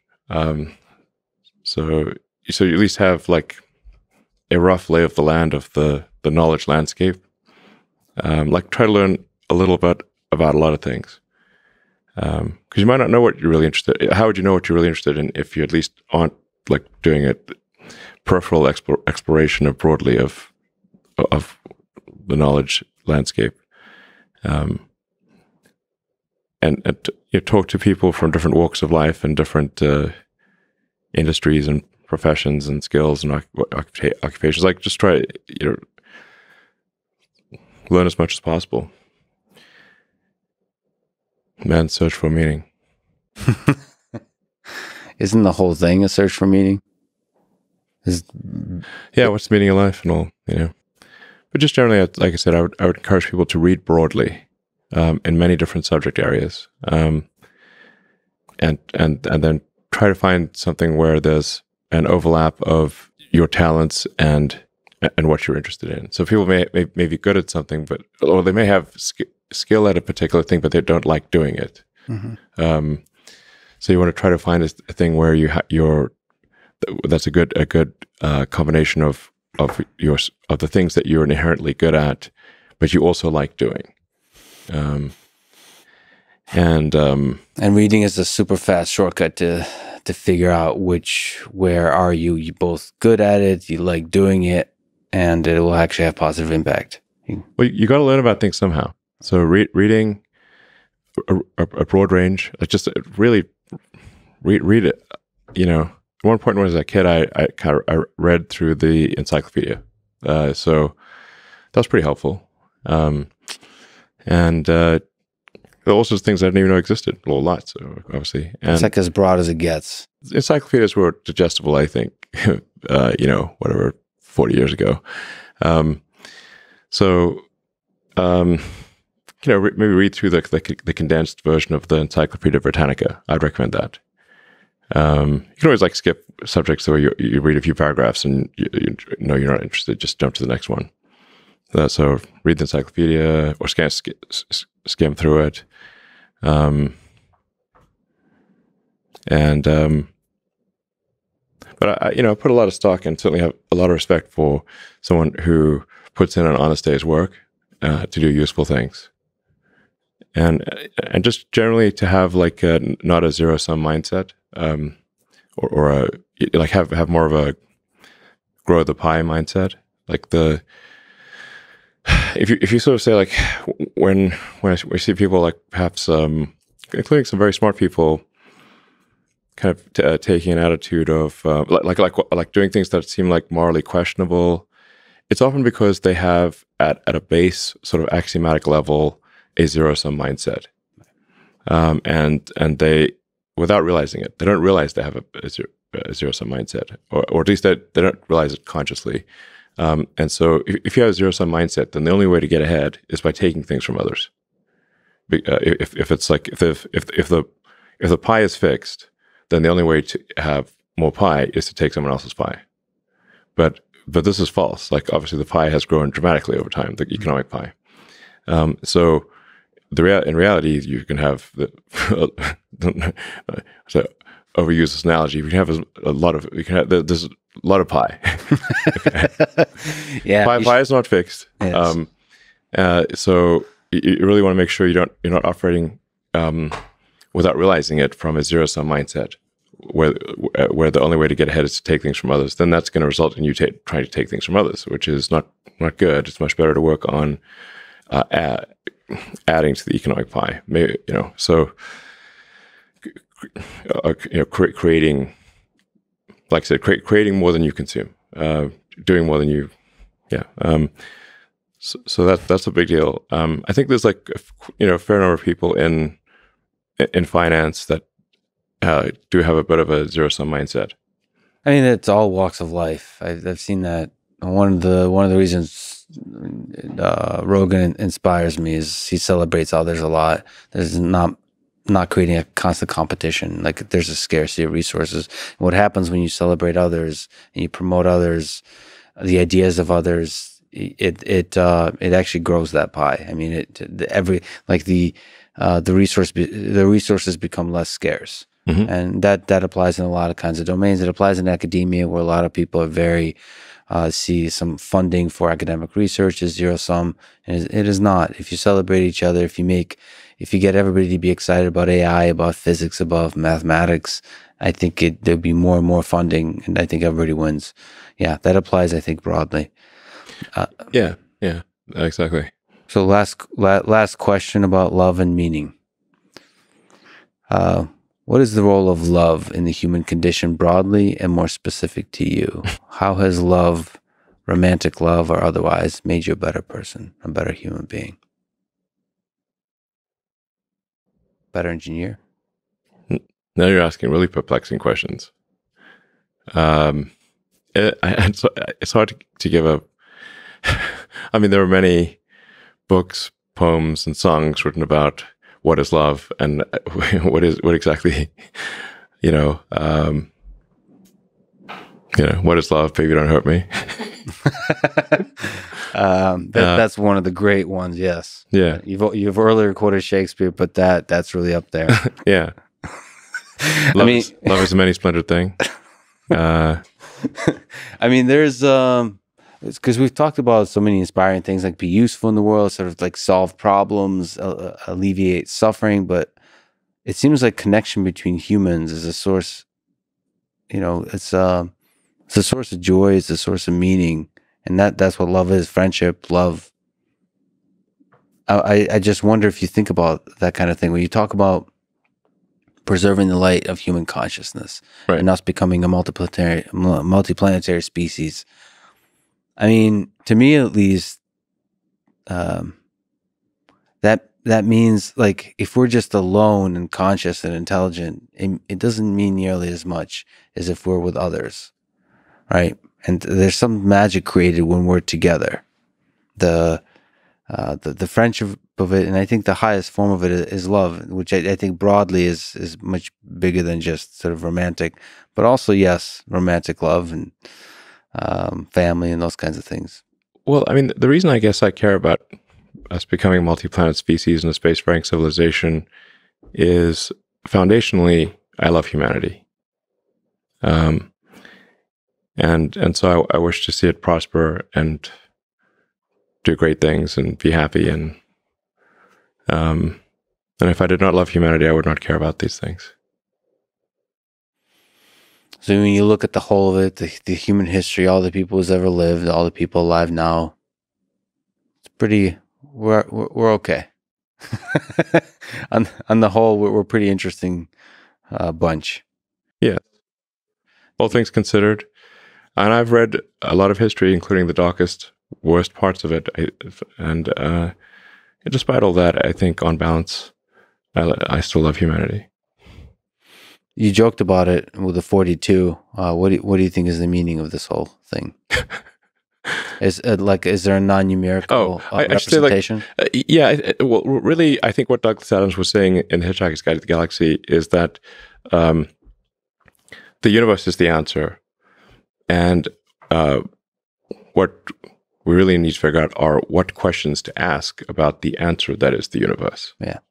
And that the question is really the hard part. And if you can properly frame the question, then the answer, relatively speaking, is easy.